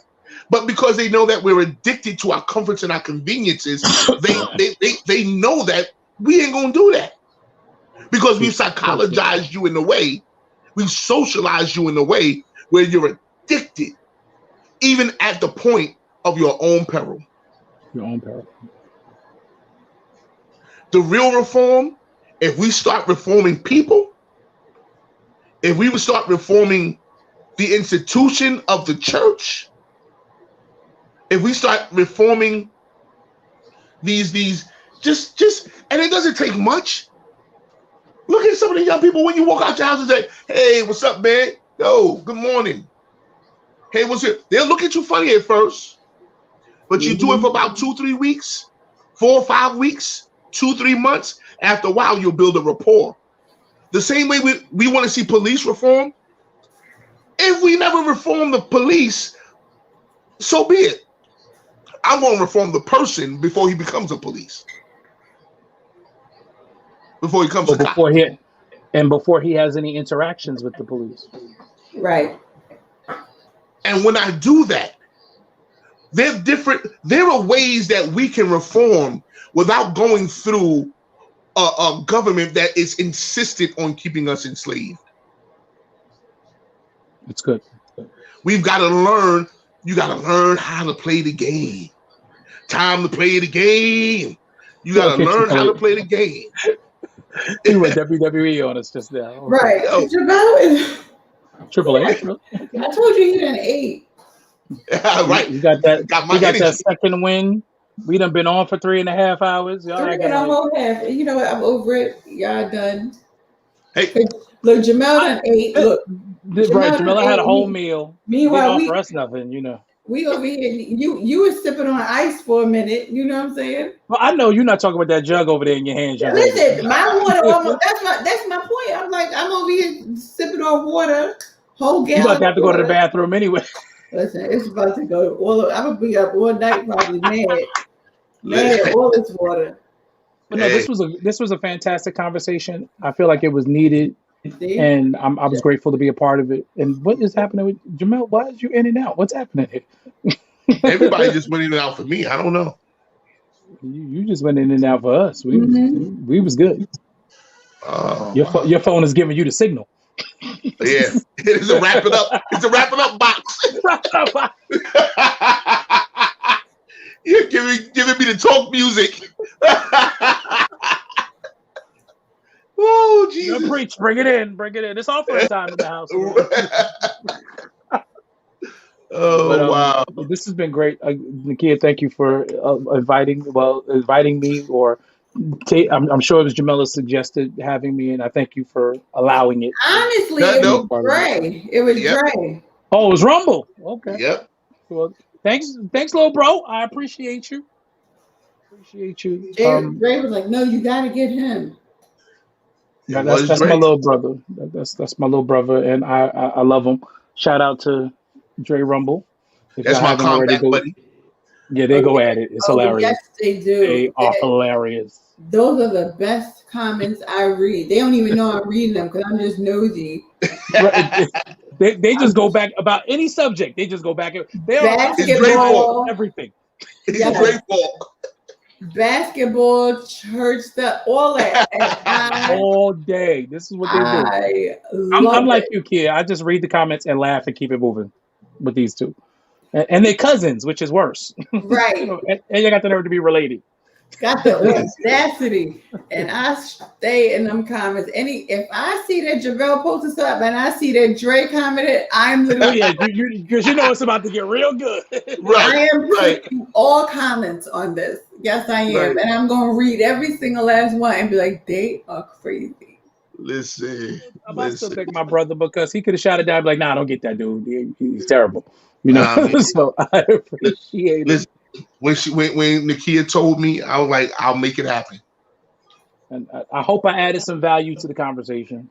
No, you definitely did, and thank Dr. Lisa. Dr. Lee, yeah, that's my sister. I love her. I mean, she's been running that program. She's been running out of her own pocket, very little assistance, for literally 5 years. Really? I when in my younger days, fresh out of college, in college still, and fresh out of college, I was one of her first basketball coaches. Because I was giving back even in my 20s. Like I was like, I got to give back. So I came to her program and learned a lot about these types of programs from her. She took me under her wing and taught me a lot about nonprofits, how to get funding, how to do certain things. She taught me things. She's been doing it for 30 years. I'm sorry, I've only been there for 25, but I was there for 25 of the 30 years, and it actually made me a better pastor from a business standpoint, because a lot of the non-for-profit law applies to churches. So I learned so many things from her that helped me today as far as getting resources for my church. Yep. So I am grateful, and I say it publicly here on this platform. I love you, Lisa. Thank you so much for your deposits in my life. Thank you.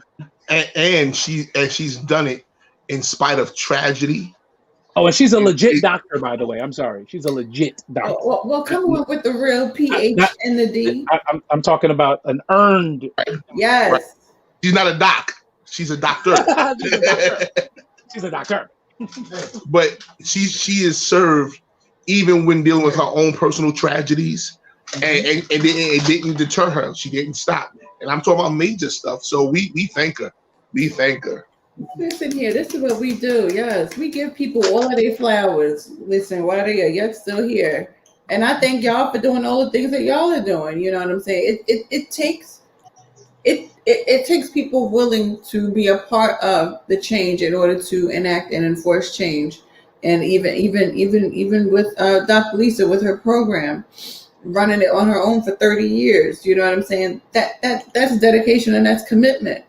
You know, and a lot of the times we're missing that. We're missing that level of dedication. We're missing that level of commitment because people get frustrated, you know, and then you get burnt out, you know, and then you get upset because you don't feel like you have the right support and you don't have the right system. So no, I think all of that is extremely important because, you know, like you said, one of the biggest reforms is the reform of the person, because if you're not getting locked up, if you're not getting arrested, if you're not, you know, doing anything, then, you know, a lot of these issues that we are having, we won't have. So how do we literally reform people? And a lot of that starts with the mind, and it starts with how people actually do view themselves. A lot of our issues is because we have an issue with self-view, and nobody wants to hold themselves up to a mirror and say, you know what, I'm a screwed up individual.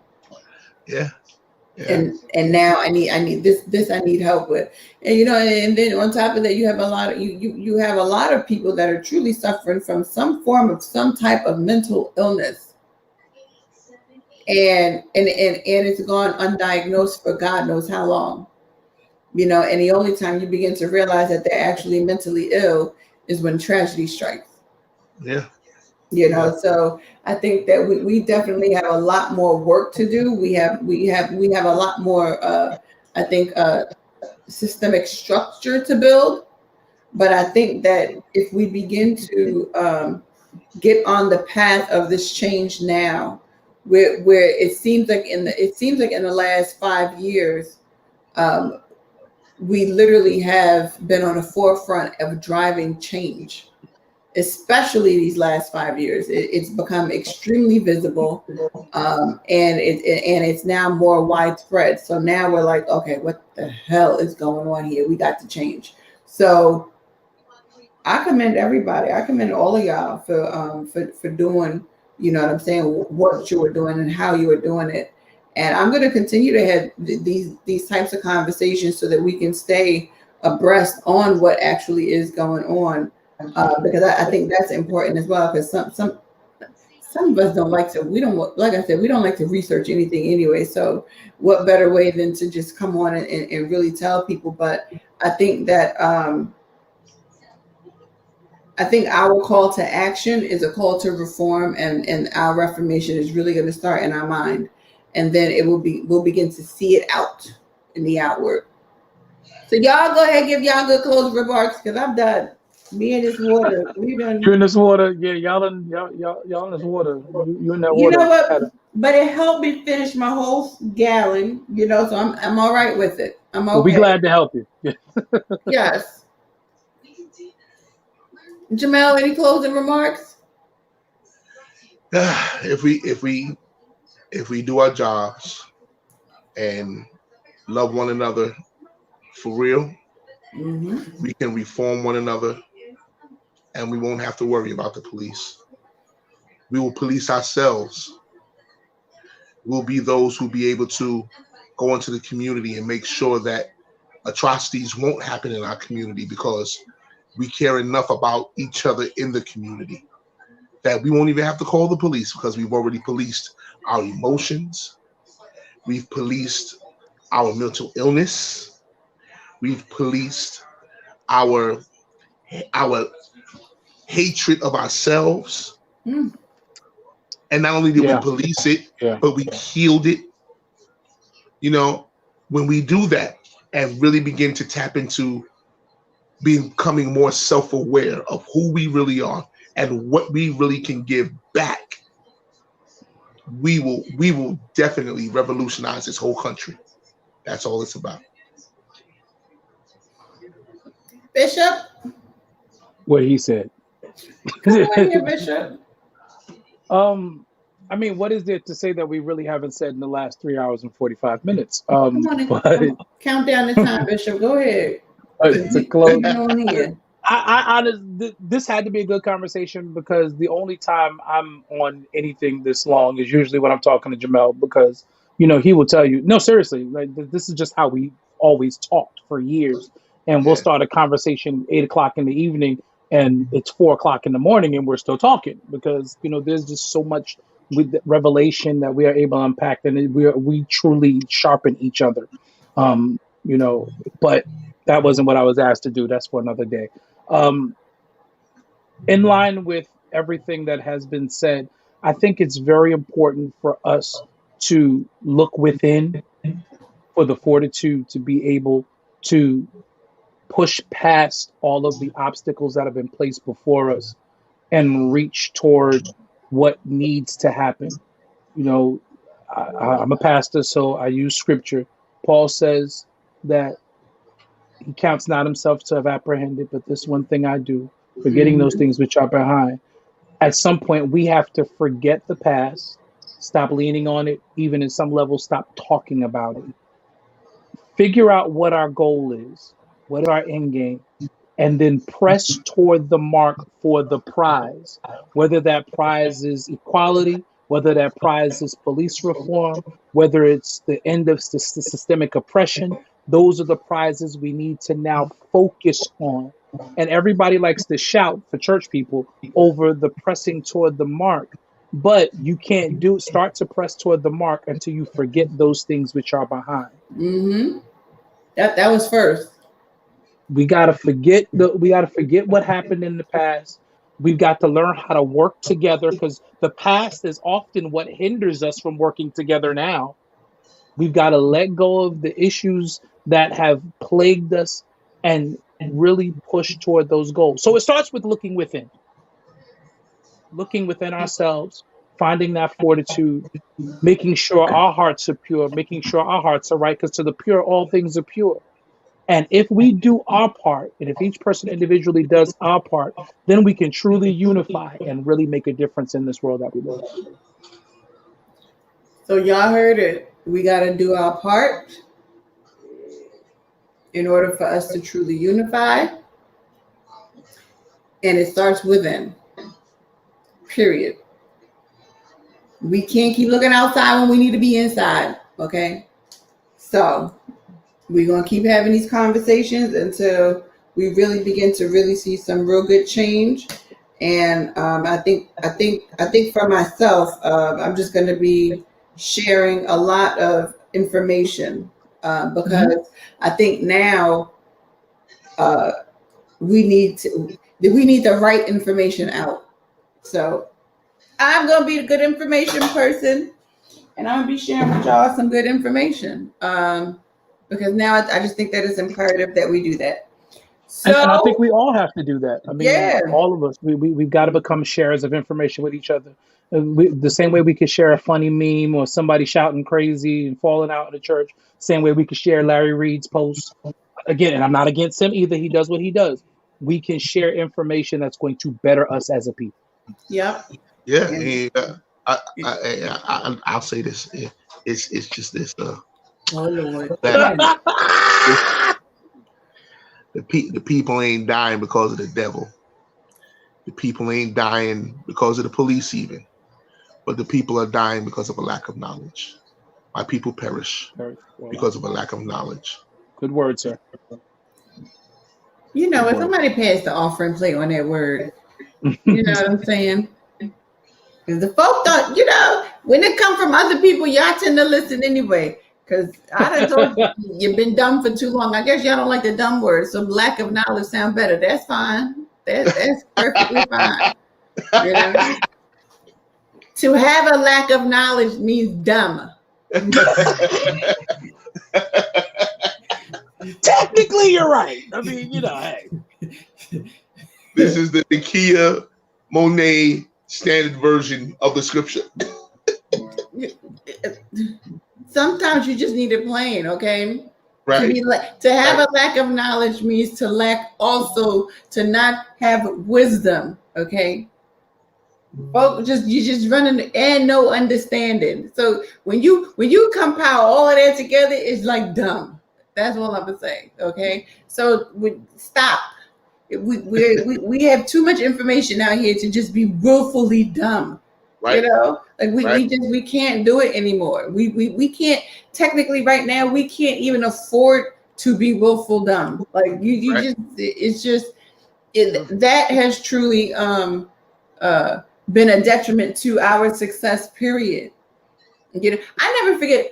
You know what? See, this is the point. But I'm gonna say this. I never forget. Years ago, I had heard someone say, "I mean, that doesn't apply to me." And then guess what happened when it didn't apply to them, and now they child running all up and through the criminal justice system. Now it applies to you. Now you want to see change because now it applies to you because your child just ruthless running around here doing dumb stuff, right? And I think that a lot of the times we have taken the attitude and the mind frame of, well, I moved out. What affects the Black community doesn't affect me. I'm not there. No, it does. Because it affects us as a whole, and that's the problem. You know, when we want to view things at that level of a at a micro level, like because I'm not there, so that's minuscule. It doesn't. No, there's a bigger picture here, and it affects all of us because what goes on within our communities have shaped the country, it shaped corporations, it shaped structure, and we don't want to deal with that. You know what I'm saying? We don't want to deal with the structure that it has shaped and that it has created. For the reason why you can have a Black woman be called an angry Black woman if she words things a certain way. For the reason why you could have a Black man be terminated from his job if he has locks, or even a Black woman can't be even considered for a job if her hair doesn't, go according to the so-called status quo. So I think we have shifted for so long. And have tried to act like things don't apply when truth be told, everything applies. I don't care what it is, everything applies. And we have to stop acting like that. And we have to get down with everything and stop being, as my mother would say, stop burying your head in the sand and leaving your ass exposed. That's what she used to always say to us growing up. That's a word, Mama. That's a word. Preach right there. Yeah, she used to always say that every time if we did something, You know what I'm saying? And, you know, she was unaware. That's exactly, in her mind, that's what we did to her, because we left her exposed as opposed to being upfront and understanding, like, okay, this is what it is. So, you know, a lot of us, we have left our good old behinds exposed because we buried our head in the sand, and we need to stop that. Absolutely. And that's that on that. Okay. Now y'all done got a whole bunch of information in almost 4 hours, so do what you will. Jesus, okay? 4 hours. Listen, that's the one thing, you know, and that's the one thing I will say I like about my good podcast. I'm not putting nobody on no time limit. I've tried and it just doesn't work, and it works fine for me. I don't even care. People can come in, go, do whatever you want to do, whatever the case. You can log off, come back with an hour later. We might still be here. You know, you can pick back go to up Walmart, get some stuff. Listen, back. You know, it works, and I like that. You know what I'm saying? Because we give a lot of necessary and relevant information out, and you can consume it however you choose. All right. Have praise team rehearsal at your church. Do all Listen, that. You know, we allow you to do whatever you need to do, and you can still come back and hear a good message. There it is. So thank y'all so much for joining. I really just glad it was a lively conversation for 4 hours. So, you know, if it was whack, we would have been in trouble. But it was a good conversation for 4 hours. Trust and believe. If it's whack, I'll be like, all right, well, thank you. Thank you for coming. Night. All right. Listen, we gonna shut this down. Dwayne be doing stuff like this. When it starts getting a bit too, he'll cut his screen off. Next thing you know, he just disappear altogether. You don't hear nothing. You don't know what happened. You're like, no, yeah, you know, the kids. I don't know what you're talking about. I've never done anything like that on a live ever. What? Bishop. Bishop. Dwayne said he pleaded a whole good fifth. No, listen, I did it. The conversation was whack. It was their fault, and I had to get out of there. I just had to go. I don't blame you. Jamel texted me on the side like, "Where you at, nigga?" I'm like, not here. When I'm over it, you'll know when I'm over, because I'll just sit back and be like this. The kid grab us some water in a minute. I will start sipping my good drink in a hot second. Y'all lucky I'm on water. Still on water. Oh Lord. You didn't need your wine tonight. We was good. Nah, not at all. But listen, I will sit just like this and be like, what are you talking about? Now I gotta tell it in my secret, because ain't nobody know why I was doing it. This is your conscience. Do you have any jokes for Emmy? I'll be sitting there like, so you just that's where we going. Oh, it didn't go over well. Right. Maybe I should sit down. I'm gonna watch it again tonight. Oh, glory. That was hilarious. I do that no more. Thank you again, Nikki. I appreciate it. And I look forward to hopefully doing this with y'all again. Yeah, definitely. Don't worry. Maybe bring in Dre next time, and it'll really be comedy. Yo. Oh, it sure will. Because you know he's going to start an argument. It's going to be a whole fight on here. I'll agree with you, cuz. I'm sorry. It's wrong. I'm like, what? I just said the son is yo. Dre is just a genetic dissenter. Oh, yo, I really think so. He is a dissenter. Like, it's just who he is. Just purposely not going to agree. Just that's just who he is. He's not going to agree. So you don't see where the logic is at? No, because you could do. Okay, never mind. Okay. But what I will say is, my cousin, if he love you, he's got your back. He got your back. Yeah, that is the absolute truth. That is the absolute truth. One at that, I never forget. Me and Dre had never met personally until who the heck? Oh. Well, it was when Bruce was getting what they call it, what they do to overseers when they make them overseers. That that's great. No, overseers are appointed and invested. Episcopal. It's called an Episcopal investment. Right. So it was that was. See, learn something on here. That was the first time I have to know this stuff. Listen here. All I know, I was there and I was hot. It was hot in that church. I never forget that. I was hot, and the fans wasn't working right, and then they was working, and then they wasn't working. You know, luckily it wasn't Corona time at that point in time, because we all probably would have got sick up in that church. It was that hot in there.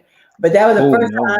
Yeah, it was so hot in there. But that was the first time that I ever met Dre in person, and he was like, "Nikia," I was like, "How you know it was me, dummy?" You know, like as if you don't, like as if you don't post pictures on Facebook all the damn time. I know what you look like, son. Like, what's really good, right?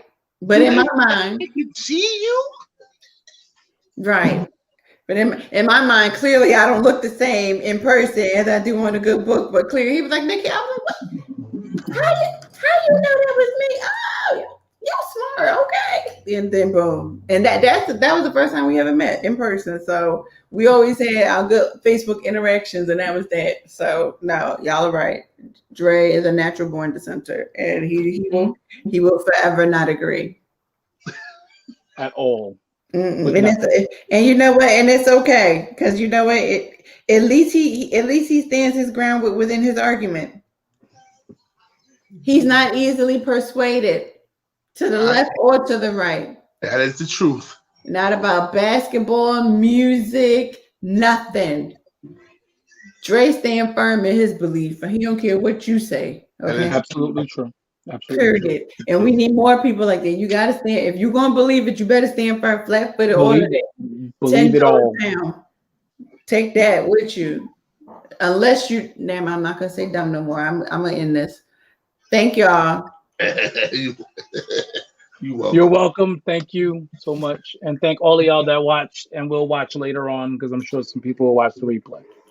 Wait, yeah. I got one more thing to say. What? I want everybody in the audience to tell my brother that he should reach out to his brother more often. I miss my brother. He's not in New York. I just want everybody to know. I'm putting it out there on Front Street. I want my brother to call me more. I was thinking about you today, and I said I'm gonna call Jamel and tell him to come down here for a few days. Actually, praise God. So we're gonna set that up. Get you to come on down and hang out with me. Yes, Bishop. Yes, Bishop. Oh, see, you're gonna do that. You're gonna do that. Yeah. Oh, I'm sorry. Yes, Your Grace. Oh my God. Listen here. Okay. I'm not talking to that guy down here. I'm not. The real right Reverend. Come on. See, you gonna join him? My bad. Right. You're right. You the spirit. You the spirit. You part of the bishopric now. What? How they say? I can't say that word. That's what you part of, though. You part of the bishopric. I don't know if I want to be a part of the bishopric. I'm just a bishop. I want to be a part of the bishopric. You part of the bishopric. You know what I'm saying? And tell your wife she is now the bishopess. That's what they call her. Tell her. Good night. Okay. Tell her. Time to go. Tell her she is the bishop. Listen here, that's it. Am I lying? I want to say something. Don't say it. It's okay. I can't say it on live. I'm thinking about it, and I can't. Maybe I'll tell y'all afterwards backstage something that happened. I can't stand Jamel. Move back. I was there on Saturday. I was there Saturday. I can't. You know what? We ending this, y'all, because y'all know I will cut up. Because get off. Go backstage. So, love y'all, everybody. Good night, y'all. Have a great night. Thank y'all for watching.